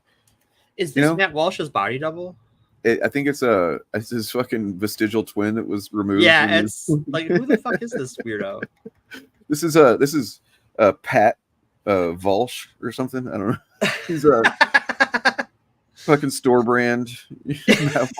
He's dollar store Matt Walsh. Matt Walsh phrenology. Elected officials. Like what democracy, what it gives, lends its strength to, is instead of having elected officials that have power, is a raw universal, because that's what we have, is a universal democracy. Everyone is allowed to vote. Right. Everyone. And just for the record, I think the 19th Amendment should be repealed. I think that because, well, first and foremost, because I'm a Christian. And that is the Christian position. Oh my gosh, you're saying that? Yes, that is the Christian position, is that households should not be divided against one another. So it's not just elevating a male vote, but it's elevating the household vote. We're saying that that society, if you break it down to the basic building block, is not atomistic as individuals, but molecular, being households. That the way that God sees humanity is He breaks them down to families, and so that. And the way that Spider-Man sees things, right? Like it's just as valuable. You're wrong. That is like. You're wrong about your religion. One, like if we're talking about biblically speaking, that is not a, like, you're just making that up. You're just a liar because Somebody you're a fascist. This guy's wife, this guy, I would bet money this guy, if he has a wife, beats his wife. And then like he's sitting there with his phone up too, and it's kind of awkward. I don't know why. I'm like, what do you like? He's not looking at his phone. He just has. It's like a. There's a term for it for people who have who are neurodivergent, who need to have a thing in their hand, need to touch a thing to concentrate. There's a specific term for it that I'm not remembering, but that's kind of what it reminds me of. Is he needs to hold it to talk. Which, if he is, I mean, that's not a strike against him, but it is just sort of hanging out there. This is what the right wants. That's what he's describing is what they probably all think for the most part. They just won't say it out loud. That's a myth. Here's something, to bring it back to World War II, because Surprises was a World War II podcast the whole time, I guess, is that the nuclear family thing was an advertising thing, because a lot of families after World War II were single-parent homes, or where were families living together, or people living with, surviving relatives, because we sent a lot of young men to war, and a lot of young men died. Mm-hmm. So the idea of this nuclear family is it's a myth. Sure, that was a thing we encouraged, and that's a thing that we wanted to show the world, but it wasn't everyone. And even if it was kind of like did become a bit of a idyllic kind of a vibe that we had for like a decade or less for a while there, like before the 20th century, even the beginning of the 20th century, and like for most of history, families were communities, right? There's the phrase, it takes a village, and that I fucking hate to say this because Hillary Clinton literally told this story, told us explain this at one point, but people's kids were your kids in a neighborhood, in a community. Yeah, like everybody took care of the kids. It was just like assumes everybody's responsible for everything here. This is what a community is. We don't really have that anymore, No. But in whole parts of the world, it is not like generational living is still pretty much the norm. Yeah, just like think of intergenerational living. Willy Wonka and the Chocolate Factory. How they all slept in the same bed. It's just like that. Not quite exactly like that, but not like that either. No, I do believe that most Christians aren't this fucking. No, I don't think that most Christians are this fucker. I think fuckers like this abuse the Christian religion for their ends. And he's got sociopath eyes. Look at him. I gotta get him off the screen. Holy shit! Sorry. No, sorry, I didn't mean to interrupt you, but like I just happened to catch him, and I was like, "No, I don't want to see it. It must be unseen." he like, and like, if you're a Christian who can't live in a pluralistic society, get out of our society. Boom. You don't like it? Get out. If that is your opinion that our society needs to warp to your religion, I don't care. Go away. Hey, by the way, we have 46 people watching right now. It's pretty awesome. Hey. This is the Force Diversity podcast for those of you that maybe haven't caught us before. Just Bad generally, nasty. we like to talk about things that are kind of irrationally and kind of people are nonsensically against things that are often just like harmless on a scale of harmless to pretty goddamn cool. Yeah. We're kind of in the middle of we're fluxing it right now. We're Right. talking. We're talking about election stuff. We've been talking about, normally we're going to go back to this at some point pretty soon, probably after the election. Talking about like deep dives on historical examples of like moral panics and stuff like that. Yep. Today, the moral panic is that not everybody has said happy birthday to Morgan. And Have if you not said happy birthday to me? Oh my God! I'm it's a so moral vain and outrage. entitled that I require that. Please give me your birthday praise. So you guys go ahead and do that in chat. And as you do, I'd like you to consider this. This is a very quick clip from a friend of mine, friend of the channel, and a comic that he's made. I am doing a Kickstarter right now. And just like that, your whole world changes. I saw my whole life right between the pages. One of the most fun books that I've written is this comic called Kimmy Cosmic. It's an all ages space cowboy adventure. There's like Star Wars themes kind of discovery and finding your place in the universe and like one hero trying to change the tide of battle. She's a space cowboy who has to like unravel like the mystery of her half human heritage to prevent an evil corporation from subjugating her people. So there's equal parts like samurai lore and spaghetti western. Anybody who likes YA fiction, anyone who likes anime, manga, anyone who likes things like Steven Universe or Avatar: The Last Airbender. So this is the Kimmy Cosmic graphic novel. It is a 130-page graphic novel. It's got 5 chapters of the Kimmy Cosmic story. It's actually the first 5 chapters of the Kimmy Cosmic story. Nice. As you can see, it's extremely colorful. It's illustrated by Emma Galloway and colored by Iacopa Callisti. So far, as an independent comic book creator, this has been the book that I've sold the most. But for the Kickstarter, we have that book, but we also have the 2 new issues. So issue 6 and issue 7 are the new issues that we are launching with this Kickstarter. That's awesome. And thanks, folks. Yeah, check out this Kimmy Cosmic. It looks pretty rad.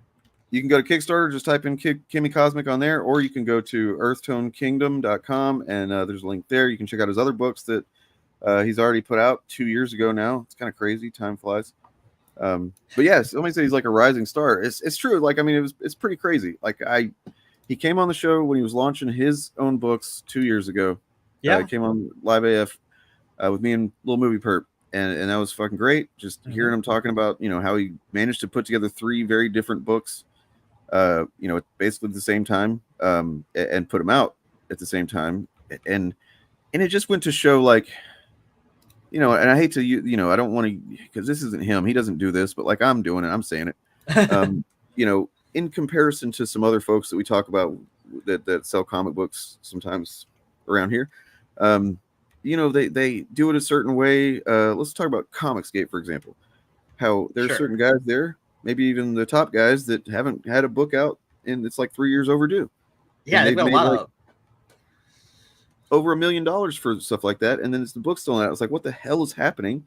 Meanwhile, this guy is an overachiever. Put out 3 high quality books, fucking high quality, and yeah, just shows what a grift and at least how lazy those guys are, if not how grifty it is. Well, I think they're culture war warriors first, right? Yep. Like, if I'm being maximally charitable, I'm sure some of them want to make comics. I'm sure they might want to make the books they've talked about making, but like that shit's hard. And when your day job is collecting super chats on YouTube, you don't have time to fucking write a comic book. Because I've actually said I do understand. I get it with like Ethan, for example.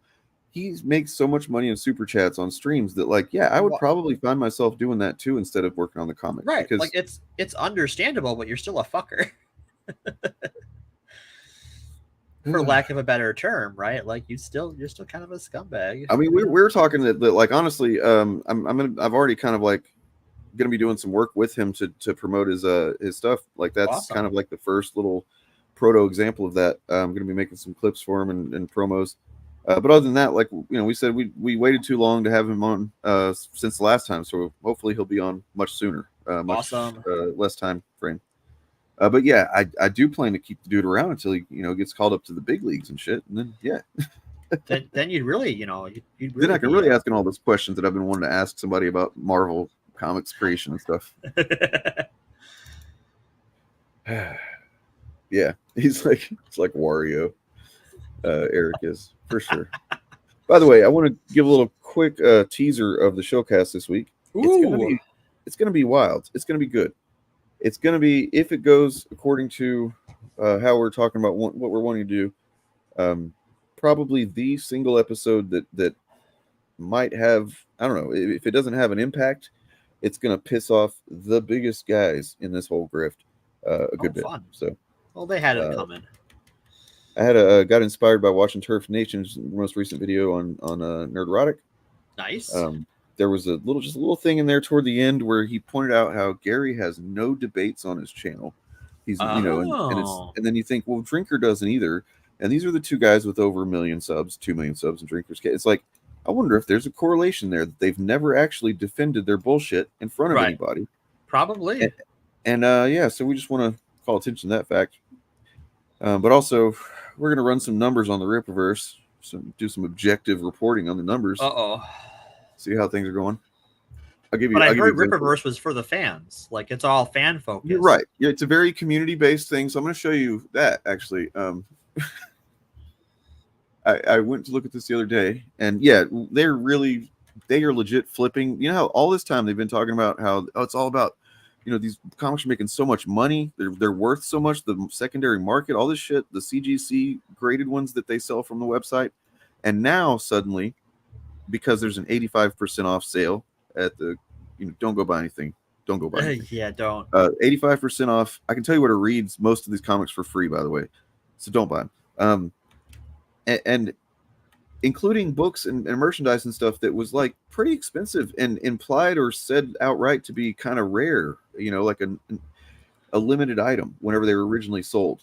Right. And now that same stuff is like, it's 85% off. You can get item number 1 for $5 and it's like, what, dude? I mean, for one thing, do they not understand that you sell a comic for what it's worth, period? You're not going to sell that comic for $5 unless you know that that's all it's worth. If you know that nobody else is buying it for anything higher than that. And we know that's the case because Organized Chaos bought like 4 of the comics. And I think all of them have, I think, variant covers, not the original cover. Okay. And he got all of them for like less than $25 on eBay in an auction with just him. Oh my God. Just so these are the kind of metrics that we want to kind of just put together and paint a picture of like, this is what the Rippaverse is, man. It's what it's always been. I hate to say, actually, I love to say that I've been right the whole time. Well, you can't start at the end. And that's the whole, like, that's kind of been the whole thing, right? Is that, like, I don't know the quality of his writing. I've seen the first issue of Isom, and it's bad. It's not good. Like, it's not the worst comic I've ever had the displeasure of reading. But it's nothing to write home about. Yeah, the FTC thing is another thing. That is interesting. Well, I don't know this one. What is? So the FTC has announced that they are going to, well, I'll pull up the article after this, but I just want to show this real quick. Sure. So there's this one dude, Braxcast, and he is just keeping it alive. Posting his Braxcasts. Oh, wait, no, this person got Gooding 12 days ago. Cool, good for him. Oh, Braxcast. Oh, there's a Gooding review. All right. So the handful of people that bought the book then did a review about it. I think this guy posted twice. Yep. Yeah. Oh, there he is again. Oh, it's the same guy. My bad. That's just all the same guy. And now maybe he's got a huge channel. Maybe it's really, really impressive, right? Let's take a pop over there. Yeah. Let's see. What's he rocking? Oof. 40 subscribers. 28 views, huh? Velvet Room Publishing. So he's a Persona fan. He's a weeb. This is the biggest Rippaverse fan right here. Like, this is the person that's engaging the most, organically, to give him credit, I suppose. Yeah. Yeah, 3 people in the Reddit and 2 of them read Dane. That's true. Damn. God damn. Yeah, it's not a good look, man. And I just saw a video the other day where he was like, we have a community that's really engaged, the fans are really engaged with this stuff, and it's like, where? Because the only thing they're engaged with is like defending against objective lies that he tells on Twitter, from what I can tell. Not a good look, bro. Not a good look. But I guess he's still making enough money to warrant the, or he literally has no shame gland. I'm not sure what it is. I don't think he has a shame gland. No. I don't. Just with how mercurial his positions are, I don't think he has a shame gland. So, guys, if you get, if you ever think about chuds and they frustrate you or anything, because I know I hear that a lot from people, and you feel like you want to do something but you can't do much or whatever, here's something you can do, and I would appreciate it. Don't like obsess over it or anything. Just if you remember, I'm gonna go check that out. Dane said that'd be cool to do that. Just keep an eye on their sub count from now on, because I feel like we're gonna be seeing some drops in subs. Oh, I feel like there's going to be some purging happen, maybe. Well, hello there. Hello, darkness, my old friend. The FTC has a new rule saying creators can't buy fake followers on accounts they use to make money. The agency said it would crack down on false indicators of influence that could deceive consumers. Brands also can't pay for fake engagement without risking the FTC's ire. Their ire. They're going to get that fucking ire, man. Beautiful. So, yeah. Blood video, BBC, mercurial here is a euphemism for he's dishonest. His opinion changes based on his needs. Wait, who? Blood Video Company was asking if mercurial was a euphemism for awful. Oh. Because Eric July never has a good take. And I'm like, no, it's a euphemism for him being dishonest. Yeah, it's next level, and I have to believe that it has something to do with working for Blaze Media, because he always had bad takes, like there's that old clip of him talking about Miles, and it was still a bad take about Miles, but he would at least acknowledge Miles was a unique character from Peter Parker Spider-Man. Right. And he's like, oh, he's got his own powers, his own backstory, and that's good. That's better than, And then, of course, the same year he's working for Blaze Media, and now it's just literally any character that isn't Peter Parker is just a rip-off Peter Parker. Interesting.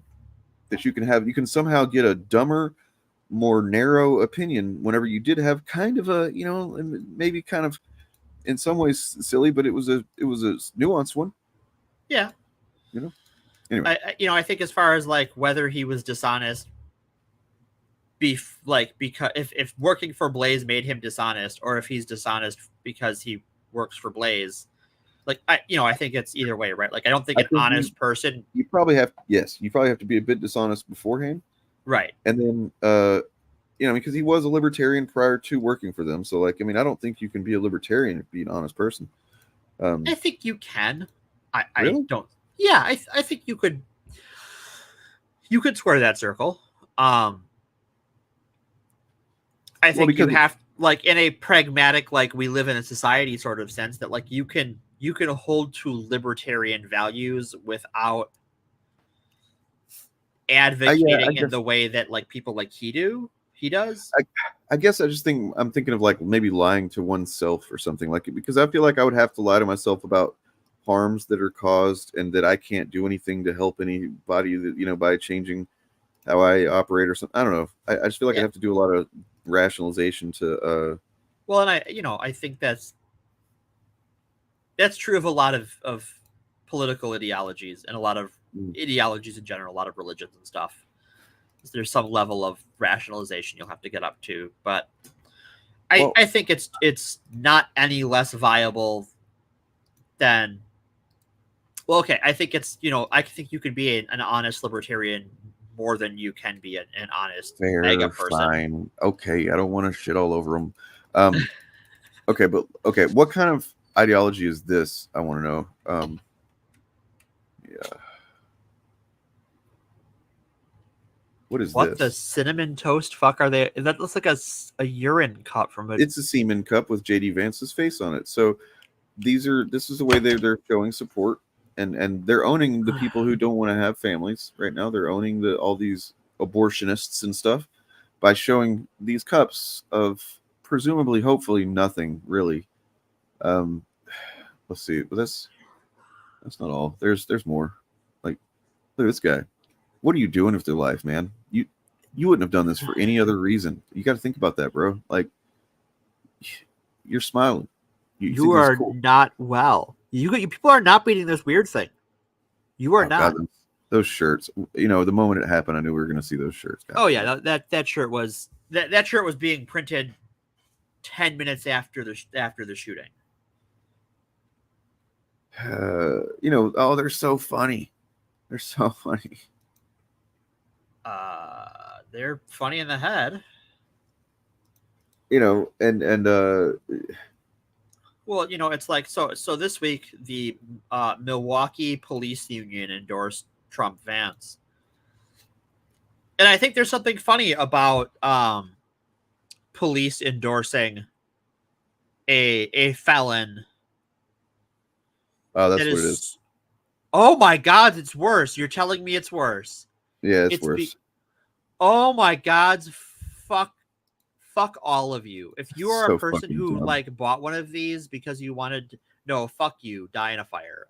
The cruelty is the point, right? Like, the Yeah. cruelty is what it's all about. They love it. They fucking Fuck love you. being cruel bastards. They're just like, oh, you did something different than what I know about. You know, it's like, You know, you people complain about, you know, you wanted to here's how I'm have gonna put children it. so bad that you actually use science to do it because you couldn't do it on your own, you loser. Like, you know, normally you would think they would praise people who wanted to have a family, but nope.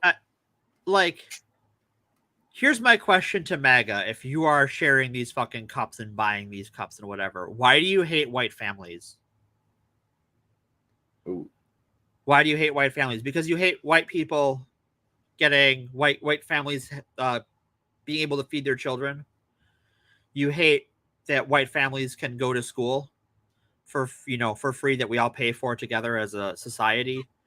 You hate that white couples can have white children. MAGA, why do you hate white families? Tell me. Okay. Because very clearly you do. You know, like we talked a bit about it today, I think. The conditions that Morgan was talking about earlier with you know, economy and addiction and disease, you know, housing, disease, you know, just so much stuff that can go wrong and does go wrong in people's lives, and you know, it makes for bad decision making, I suppose, and then also just looking for an easy answer because it's there's nothing you can do immediately. You can't do anything with your rage whenever you just say the system is broken. It's going to take a long time to fix it. We have to kind of consistently work at it and you know, change it and stuff. You can't do anything with rage right for that, you know, but you can do something like get a fucking semen cup and I don't know. It's so stupid. I'm trying to make it make sense, but it doesn't. It's just Wow, Julia, are you watching the stream like behind where we're at right now? You might be a little behind. Yeah, you might want to check and see. I mean, she's going to hear this in 5 minutes, but yeah, I think she's a little behind. You know, which happens. Yeah, I mean that's the thing, right? Like they say they want you need to have more kids. Birth rates are low. Okay, well, some people can't have them. They're going to do IVF. Whoa, you freaking weirdos! Right? That's How not dare right. you have kids? Or they say that liberty. I mean, literally everything they do and say is a contradiction. Yeah. Freedom and liberty to live life. Judged by the content of character, whatever. Oh yeah, well I'm gay. Oh no, Nope. Yeah. It's one of those things. Everything, like, their position is not based on having a position. It's based on who they can hurt and protecting their own. Yep. They want to be free. Their freedom is a freedom that is technically kind of tied in with nihilism a little bit. They don't really believe in anything. They want to, pretend to. They want to superficially say they care about things, but really, it is the freedom from consequences. This is the conservative freedom. The freedom that conservatives believe in is the freedom for the powerful to do what the fuck what they want without consequences. It's why Elon Musk's definition of free speech doesn't include, or rather, like his definition of free speech is that like the N-word is something you can say on his platform, but cisgender is not. Right. That's why. Is because that's why they hate cancel culture, by the way, because of what Morgan just described. Right. Well, they love cancel culture. Right. Well, it's true. Yeah. Because they on some level know it's bullshit, and that they're cancel culture. The quote unquote cancel culture is really, in a large part, it's helped them build a bit of a parallel economy in a lot of different areas. Well, what's his face? Mel Gibson has had a TV show recently. He's in the fucking John Wick TV show. Like, why does that guy have a job? Like, if cancel culture was real, if there was such a thing as cancel culture, why does he have a job? Make it make sense. It's because cancel culture is not real. I think we've got confirmation that Julia is a good bit behind. She is in the time vortex. I'm sorry, Julia. I post apologize for telling you to get into the future when you hear it in the future. Yep. We miss you here in the You'll future. literally never be caught up. That's crazy to think about. Yeah, the Passion of the Heart guy is like a huge anti-Semite. And his father was. I think his father is dead now. I'll be right back, Morgan. All right. Yeah, he has been caught multiple times. Like, he has had some substance abuse problems, but he's been on gotten caught multiple times on audio recordings and on video, pushing a lot of JQ stuff. Oh, the Sound of Freedom guys. Oh my God. I forgot about Sound of Freedom. Oh my God. Yeah, and also the Passion of the Christ was kind of anti-Semitic too. And like a snuff film, like it's not a good movie. Well, I hope. I don't know where Alex Jones is right now. I hope he is not near a camera, away from a microphone. Chat trying to help her out. Thank you, chat, for helping out Julia. I really appreciate it. It shows we got a good community here. You all rock. You have been excellent companions on the day of my birth. Did you hear that I actually won a trip for my birthday? I won a lifetime trip around the sun. No refunds, and it's mandatory. He's going to be in a Lethal Weapon movie? He's been on Rogan? Oh, no, it's okay, Julia. We just, oh my, of course he's been on Rogan, right? Why am I surprised? Evangelicals are probably the most nihilist people I know. Yeah, well, yeah. We talked about this back in October, where like so much of evangelical philosophy and like their support for Israel is wrapped up in end times prophecies that are like not really in the Bible because whatever is. Evangelical Christianity is largely based on fan fiction. I think to answer that question, Screwface, I think the people who would want to see a new Lethal Weapon are people like my dad, who have no idea that Mel Gibson, like he doesn't know why Mel Gibson dropped off the face of the earth, and he doesn't really care. He might remember maybe something like he got arrested for drunk driving or something, but right. But like he maybe doesn't know that he doesn't remember the whole, oh, you're Jewish, you sugar tits, or right. Yeah, he doesn't remember any of that. He may have never even heard it. And so I'm now remembering there was also the voicemail with his girlfriend or whatever, where he said something about getting raped by, wow, yeah, it's coming back to me now. Oh, holy God. shit! Sorry, that's random. Catholics, Elijah Saints, Mormons have. I mean, Danny,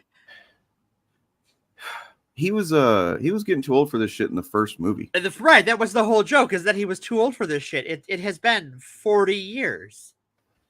I mean, the part of the thing was that and you could still kind of keep that going because Mel Gibson, as long as he was in somewhat decent enough shape to fight, then he could still be a little bit of that, that special forces guy, the badass. Right. I don't think he's that anymore. I don't think you can pull that off really. And whenever they do get an older guy to do that stuff these days, kind of seems sad. It does, yeah. Well, and I think that's sort of the Hollywood problem, right? Is that Wolverine makes a joke about you're going to be doing this till you're 90, but also they bring because actors are sort of conditioned throughout their life that they're sort of on this always chasing their next gig, that even when they're old, they're still chasing their next gig, and the fame is addicting and it fucks you up. And so you can't just easily retire to, the rest of your life very easily, and you're not very grounded in the outside world. And so of course you're doing these movies till you're 90. What else? You've known nothing else for decades. This isn't true. That's not what happened. Marvel isn't responsible for no new movie stars. Their movie stars are not what they were, and in my opinion, that's a good thing.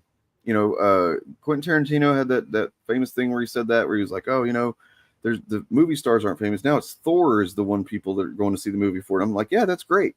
It's good that not just because it's Thor and Marvel, but because characters I think are more an actor, as we all know, can be in a shitty movie and then a great movie. Yeah. So an actor being in a movie doesn't really tell you anything. No. I think that just having a character is also a healthier thing, I think, when we're relating to fiction, to relate to a character. Right, to a character instead of, mythologizing human being, right?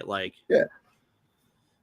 I also think that the greatest thing Marvel ever did, and this is my genuine opinion, the best decision Marvel ever made as far as Marvel Studios is to fire Terrence Howard and hire Don Cheadle to play Rhodey. Yeah.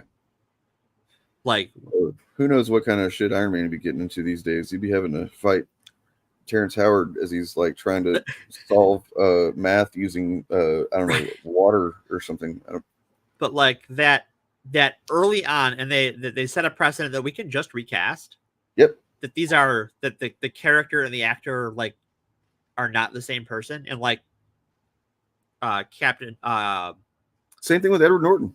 I mean, yeah, Edward Norton was recast. They're like, look, you are Edward Norton. We respect that, but that doesn't. We hired you to be the actor, and now you want to do all this other stuff, and that's just not what we want to do, And yeah, so I think that, and Harrison Ford is playing Ross now after the actor passed.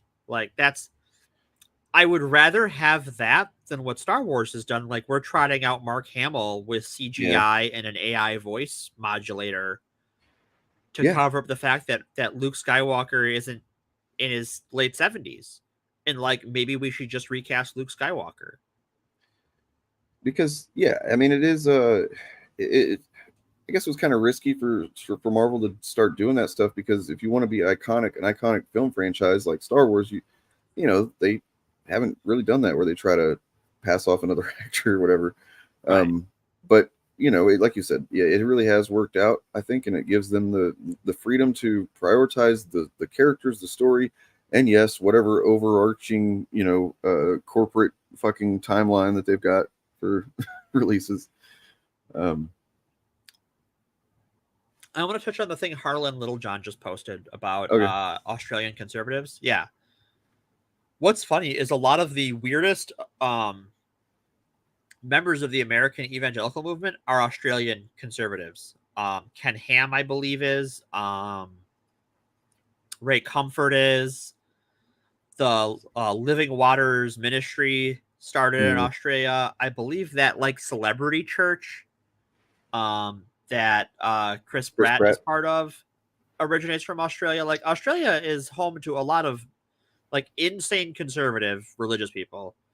That's really weird because I mean, like who would have thought that place with its founding full of just like really cool, chill people. Well, religion does that to people. Yeah, I didn't know there were Australian. That's right. Shad is an Australian Mormon. I forgot about that. I didn't know. He might have been the first time I realized that was a real thing. I mean, of course, there's some there, but like, I don't know. It's just a weird. Mormonism is an American. It's an American religion. Yeah, it was invented in the 1800s. We literally have like essentially American documentation of the goddamn guy who was arrested for scamming people, right? Who then went on to create Mormonism, and it's like, okay, so like I don't know if I've said this before. It's kind of random, but Christianity, Judaism, you know, Islam, those old religions, the old school ones, the Bronze Age religions, right? I know they don't make sense to me, but like there's some, you know, wiggle room there because I can see why people. You see how they got there. Not having the firm history of all these things and just like, oh, there's these documents, that's all we got, so I'm going to trust it. It's kind of stupid, but okay. But when you've got like, so Mormonism and Scientology, it's like, dude, really look in some fucking American records of things, right? Like read a history book. Important Joe and his religion, Julia. There we go, Julia. Woo! Oh, that was a good one. Yeah, you know, L. Ron Hubbard literally like, yeah, I'm gonna be a rich fucking piece of shit, so I'm gonna start a religion, and then everybody. Thankfully, though, as we talked about when we covered Scientology, it's not doing so well these days. No, I actually want to talk like one of these weeks, and I don't think we're gonna get to it after the election because it's gonna end up being one of those like deep dives I do on some historical topic. But I would like to talk about the history of Mormonism. And how long it took for Mormons to be considered Christian in America. It's long. I mean, it's only still kind of becoming like it's been really like a decade. Yeah, since Romney. I remember people talking about how he wasn't a real Christian. Right. You know, he's a weirdo. You know, like he wasn't a real Christian until he was nominated for president, and all of these Christian websites that were anti-Mormon scrubbed themselves. Yep. And it's one that I would love to do the deep dive on, but I need the time to do it. And unfortunately, we live in a hellscape news cycle right now. We could divide it up and stuff like that. But like, sure. There's a mini series on Hulu that I recommend you check out if you ever get the chance. It's starring Andrew Garfield. Okay. And he plays a Mormon cop in I think it's the 80s. Okay. And he's in a little Mormon community. And like everybody's Mormon there, right? And it's got like, holy shit, let me just look it up. It's called Under the Banner of Heaven, I think. And it's surprisingly fucking great, and it's also based on a true story. And so basically it really gets into, and it caused some controversy with the Mormons because it gets into the real incident that kind of inspired this stuff where there was like a little offshoot cult that kind of came up in Mormonism there, where it was, you know, they were trying to go back to the, you know, polygamy thing. Sure. Because, you know, said no, we're not good with that anymore. But And it's got several great actors in it. Let me see. So it's based on a book by John Krakauer. Okay. And this is generally some images here. You got okay, so yeah, it's got Andrew Garfield, and then this guy who's like a not a fucking Mormon cop that they respect each other. And Andrew Garfield's character is a Mormon, but he's not as like, he definitely is very, very Mormon. Right. But even still, some of the people he's dealing with are even fucking, they're pretty extreme. And he's also trying to walk that line, which is kind of the interesting part of it. Part of it is that he's trying to be a good police detective and be a good Mormon. And at those the same things, time, they come into direct conflict all the time. Well, you talk about the sort of swing back around to what we were talking about early on with back when we were talking about World War II, and that the history of American war crimes is that the Mormons have the power and territory they do because we wanted to let them do war crimes to the indigenous people of this country. Well, so the reason I mentioned is because there's actually it's interspersed throughout the whole thing. There are scenes of Joseph Smith trying to and what's his name, Brigham Young, trying to going from state to state, seeing who will accept them and let them fucking plant their roots there and let them be Mormons, and like getting in, literally having the state militias come after them and shootouts and shit like that. And it's like, this stuff really happened, because what they would do is they'd move to a new state that would be tolerant of them, and then they would do crimes. And then they would have big polycules and shit, and just openly be like, yeah, we flout your fucking shit, and then get like, wait, why are you mad at us? Right, because it wasn't just they're like a weird sex cult. It was like they're a weird sex cult that was also involved in like other crimes on top of that. And they didn't want to pay taxes. And they didn't want to pay taxes. So Wyatt Russell's in it. He's really fucking good in it. Kurt Russell's son. Nice. Yeah. So I guess that sounds good. Ooh. What's true and what's not? I'll look at this on my own time, I think, but still. I'm not going to subject everybody else to it. They did massacre some of their own pilgrims dressed as natives to turn church opinion against them. Yeah. It's a whole thing, though. Yeah, Mormonism is really fucked up. I mean, I think there was some fighting about Utah. I don't know if they were kicked out completely, because they did end up actually, in case you haven't noticed, owning it. Yeah. Have you ever been to Salt Lake City? No, I have not. I have friends there. It's wild because it's a very, very nice city. It is. But just like if you look around right at first, it's just a glance. It just looks like a really nice city. But like if you start kind of looking at any details, you're going to see this is a Mormon branded fucking town. Yeah. Everything is essentially, yeah. Yeah. I know some people involved in the both the atheist community there and the LGBT community there. And they have a very strong, like those communities are very strong there, are very unified. Mm-hmm. And that's because a lot of people in those community grew up on the streets there, because the common thing for Mormons to do when you're not a good Mormon is to put you on the street. Yeah. And so I've known a lot of people that have been friends online. Good night, Lucifer. Night, Lucifer. Still waiting on you to change your name to what was it you said? Pussy Grey Daughter?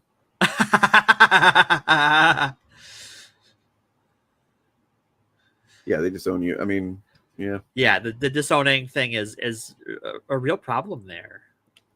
And that's church policy. Like your part of it is that your bishop will shake you down if you don't. Like if it's you or your family, and that's your whole social circle, it's often your job. Like, so even if you like, there's huge social pressure to make you do it, and you grew up in a culture where doing it is not only the norm but a moral good. So the system is stacked against being a decent parent, and yeah. Of course it did. Of course. Yeah, of course. When was it? Like the 70s that they finally started allowing black people to be part of the church? They were allowed to be part of the church. They couldn't be. They couldn't be like. They couldn't be bishops. Yeah. Which is their equivalent of a priest. Like their parish pastor is a bishop. So I'm just glancing here, but like the detectives of the story in the show are not real, based on real characters, real people. But like the It's the based on John Krakauer's 2003 true crime bestseller Under the Banner of Heaven, which details an infamous Utah case. The case is still considered one of the most notorious and gruesome in the state's history. And while the case is based on literally a woman and her infant child were brutally murdered. That's rude. And spoiler alert, it was by a couple of the guys in this little offshoot of the church. Yeah, there's actually still offshoots of the Mormon Church today. Yeah, that's still a thing. And you'd think like a religion so small as Mormonism is not a huge religion. Like you'd think like, how do you have offshoots? Well, because that's just the nature of religion.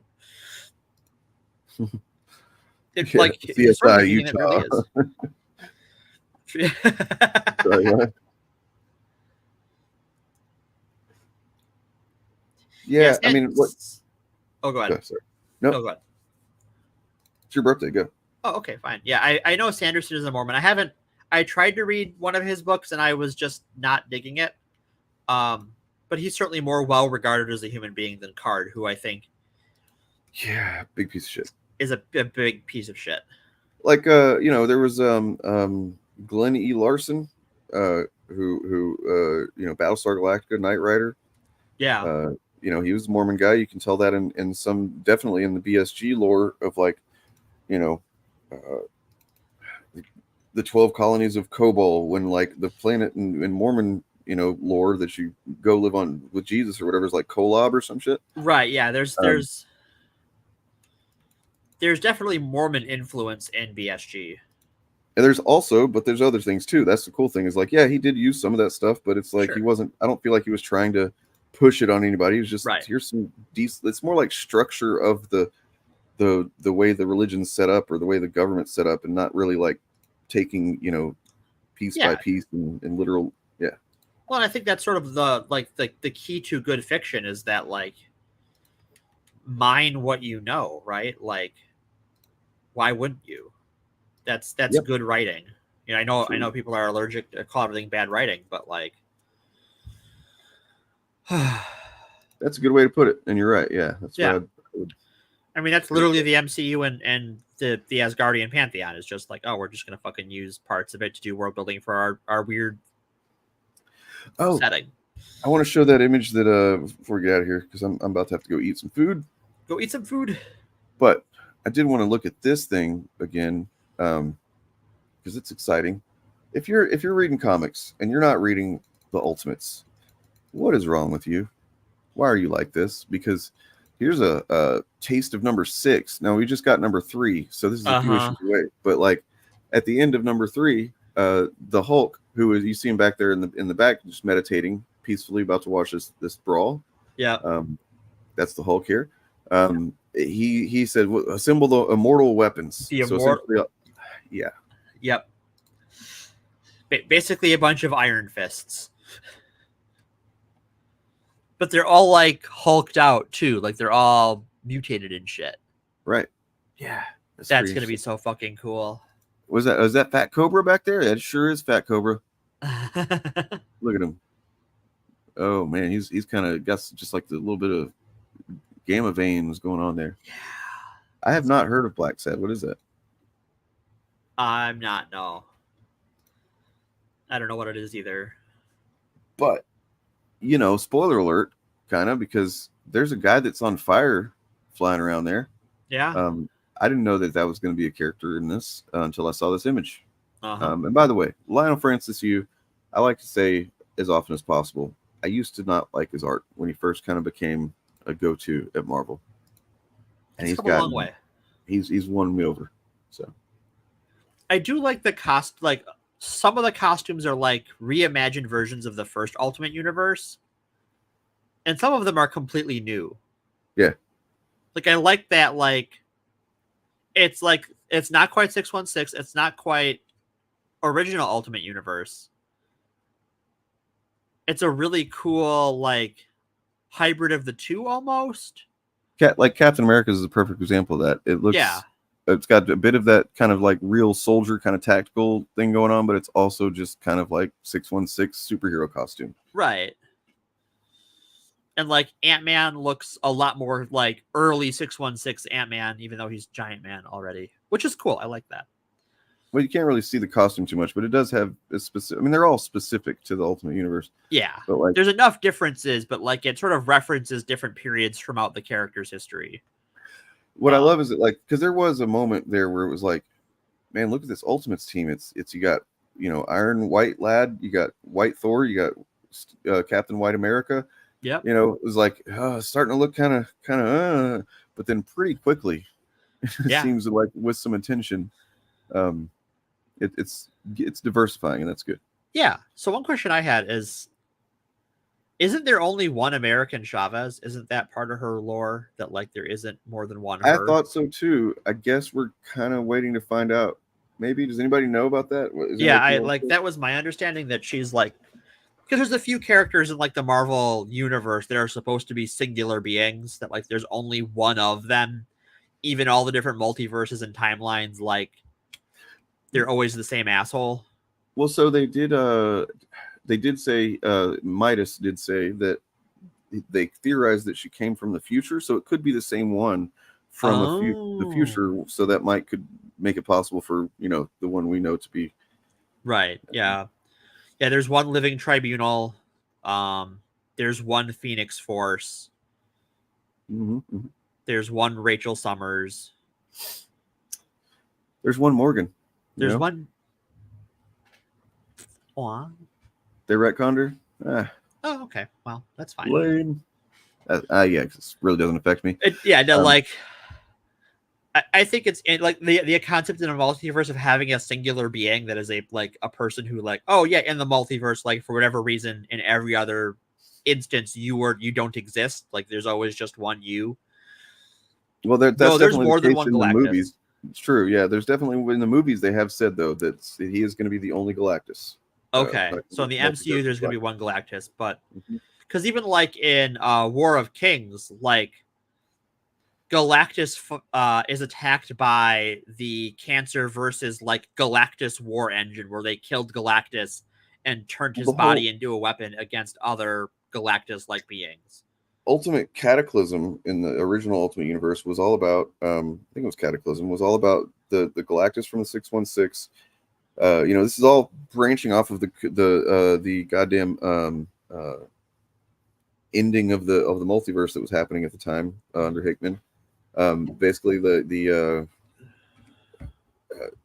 fabric of reality between worlds became so thin that something happened in Galactus from 616 went into the Ultimate Universe, where they'd already dealt with their Galactus, which was like a swarm of robots. Which is what inspired a bit of the appearance in Rise of Silver Surfer. Yep. Which was just a cloud of, I guess it was supposed to be machines. They didn't really show it that close. But yeah, in this one, he was just a bunch of machine things and kind of lame, honestly. Yeah. But what happened then, they made up for it, because in Ultimate Cataclysm, 616 Galactus comes through, and then he's like kind of weak. And then suddenly all of the Galactus swarm, like basically swarm him. They become one, they bond into one thing, and they're just like mega powerful. And it's kind of cool. So Doom, yes, that is a Doom. We were talking about this, and it's really bothering me now. I got you, didn't I? So the thing is this, Bob, in Ultimate Invasion, which was what launched this this whole thing, the second Ultimate Universe, the maker, I'm sure you know who that is. I think Reed Richards from the original Ultimate Universe. He's not a good guy. No, very bad guy. He's a naughty boy.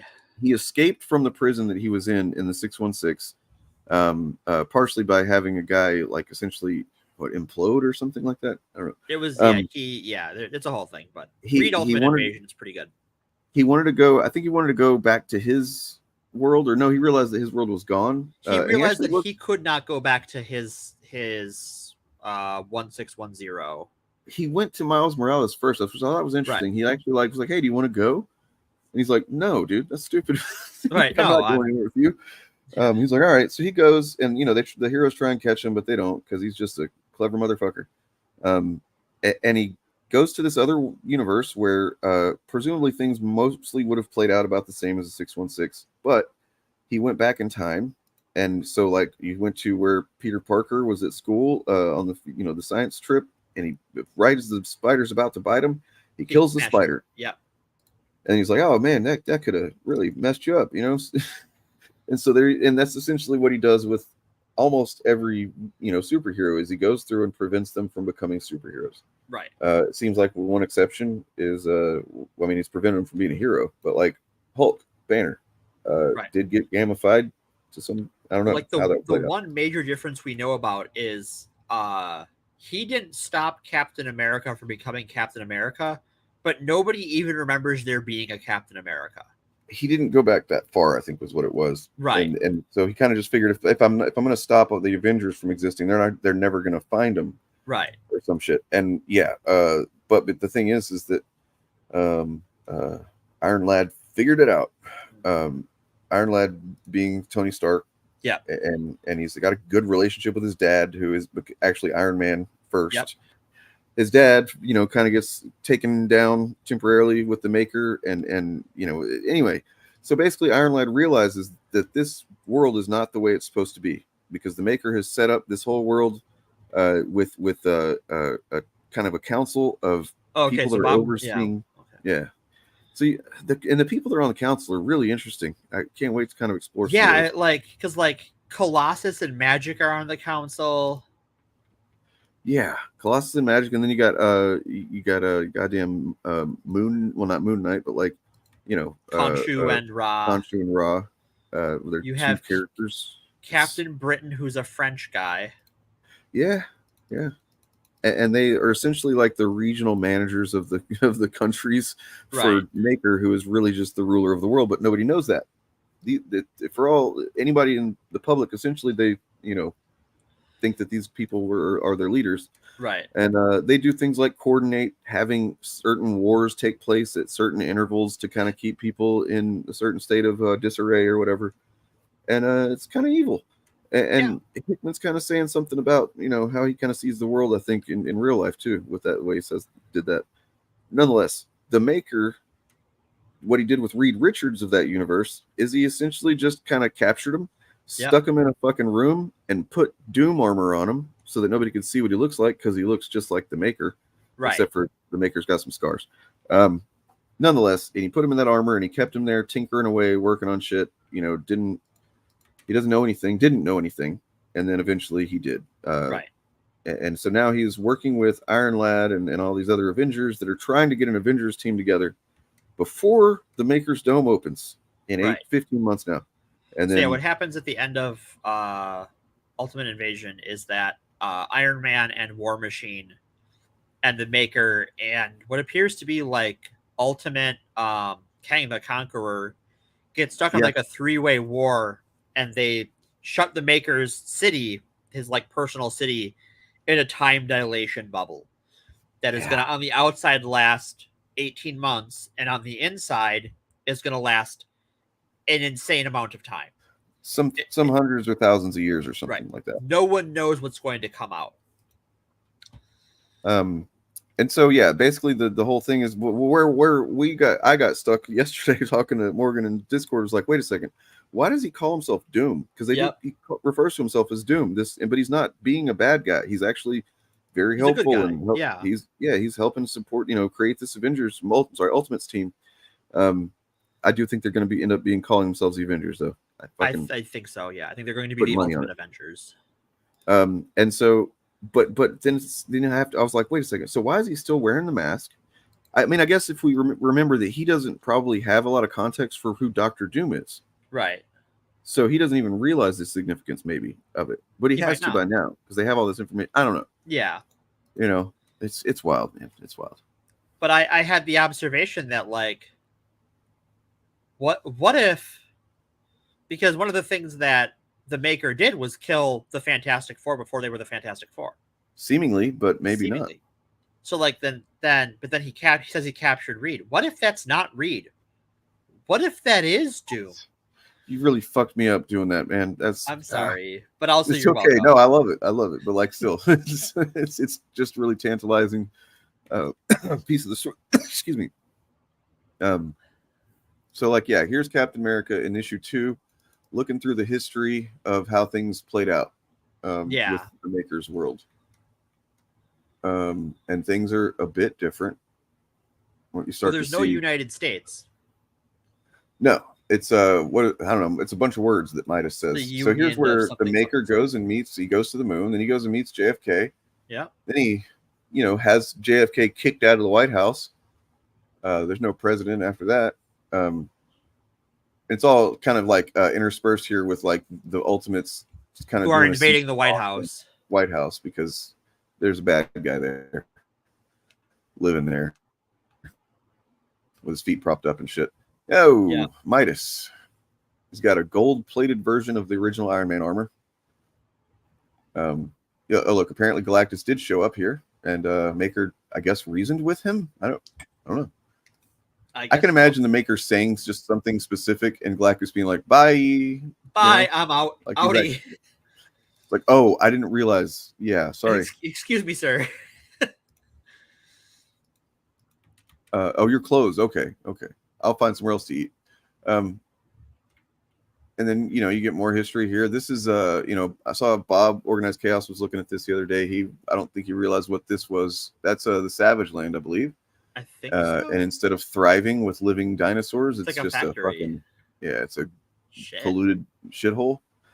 You got Iron Man and War Machine fighting Omega Red for some reason. This Punisher guy, who knows who that is? Well, I think the Iron Man versus Omega Red thing is part of those like wars they faked. Oh yeah, that's true. Yeah, because I think Omega Red is also on the council. Is this Nick Fury? Yeah, who can say? Don't know. And then of course they find this woman stuck in this star-shaped stasis field thing that the Midas is using to power his suit in like the eastern seaboard. And powered like half the country. Yeah.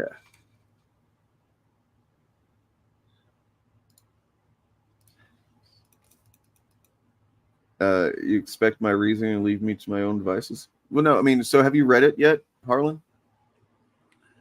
Because honestly, I can't see how. Honestly, it would be a big.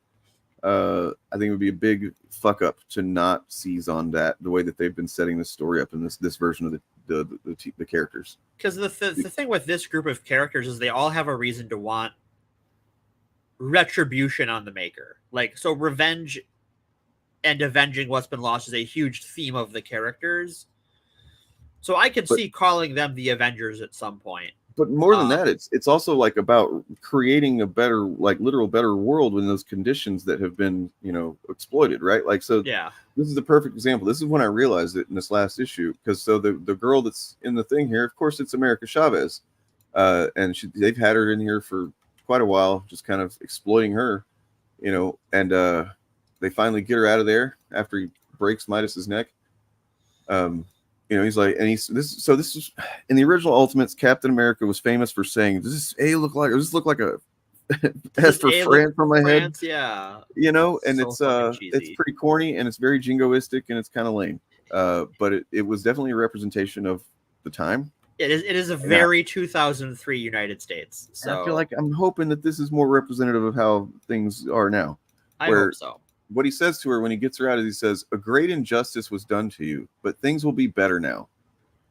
Like that hits hard, man. Like he doesn't say, "We saved you, miss," or this is what does this A look like on my head or whatever. Right. And then like, nah, we're gonna do better. So Harlan was talking about Galactus and the Maker. It's just like, I'm gonna leave you alone, good sir.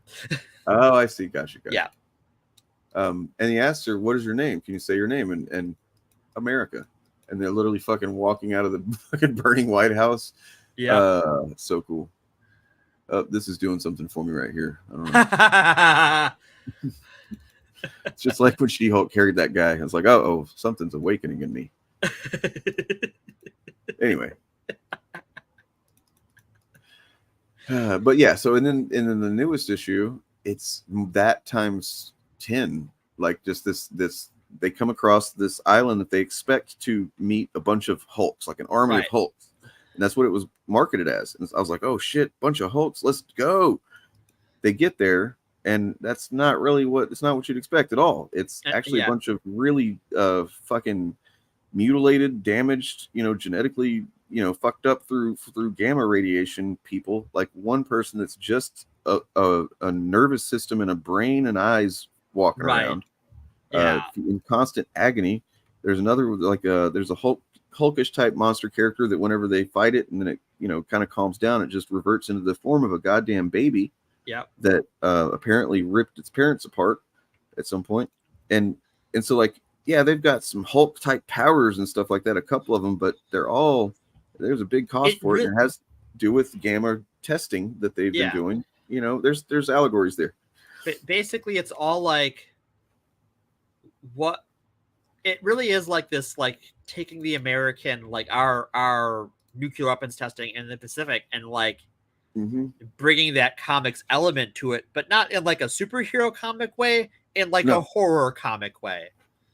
Yeah, and then the She-Hulk that they meet, who actually she was a little girl when she got radiated, and now she's like a big Hulk-sized She-Hulk. Right. They're like trying to recruit them, and she's like, only if you fix this island for me, right? For us, and they're like, he's like, well, why don't you move? They're like, no, we're not going to move. You fix the island for us. Yeah. And so Tony Stark literally is calculating, I'm going to have to change the soil. I'm going to have to do all this stuff, and it's going to cost a lot of money, and I'm going to do it. And he's going to do it. I'm going to do it. Yeah, that's fucking incredible. That they're tying it in with just actually doing things that benefit people and not just beating up the bad guys. Not to diminish that, I love that shit. But we all love beating up bad guys, but it is cool to be like, oh no, we are going to do restorative justice. They're going to do both. I mean, look, Captain America broke Midas's neck. Just and then whenever he's like, I think you broke my neck, Captain. And he's like, yeah, gold's a soft metal, dude. Yeah, what were you thinking? That's a you problem. I haven't really read any. Yeah, honestly.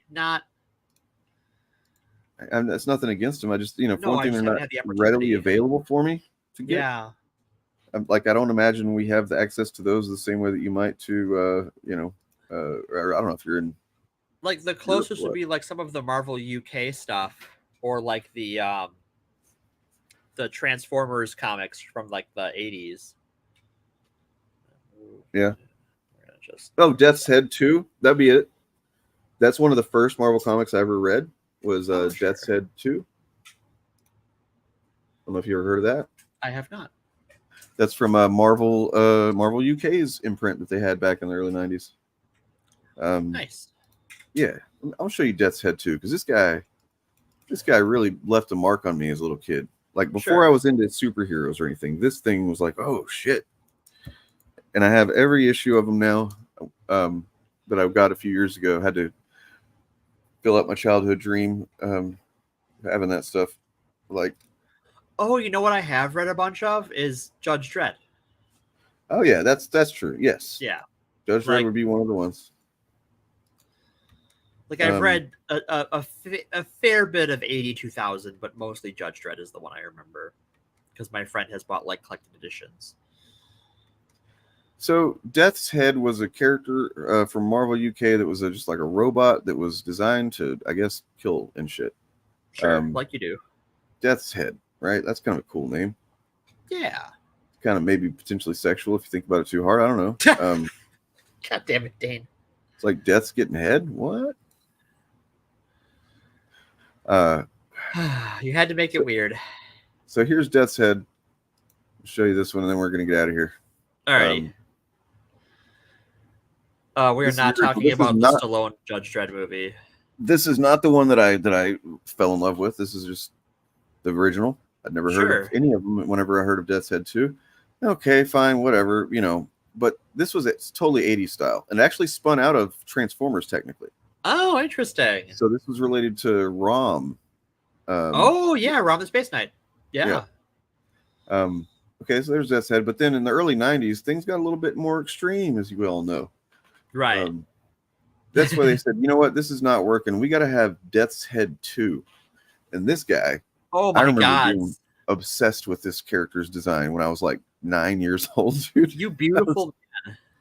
He's fucking awesome looking still. I don't care. It's so very much a product of its time, but yes, it is pretty awesome looking. And he's literally holding the fucking fucked up head of the original guy. Oh my God. Like his first comic, his mission is to kill Death's Head 1. Oh my God. I'm literally taking over. This is my comic now, bitches. So yeah, this was like, Marvel one of my first introductions to Marvel at all, and then from there it was like Silver Surfer. Sure. And then I was off to the superhero stuff.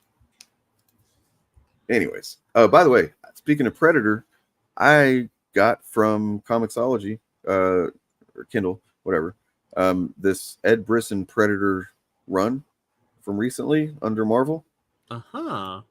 And it's pretty cool. It's about this girl who was, her parents and everybody at a colony were killed around her when she was a little girl.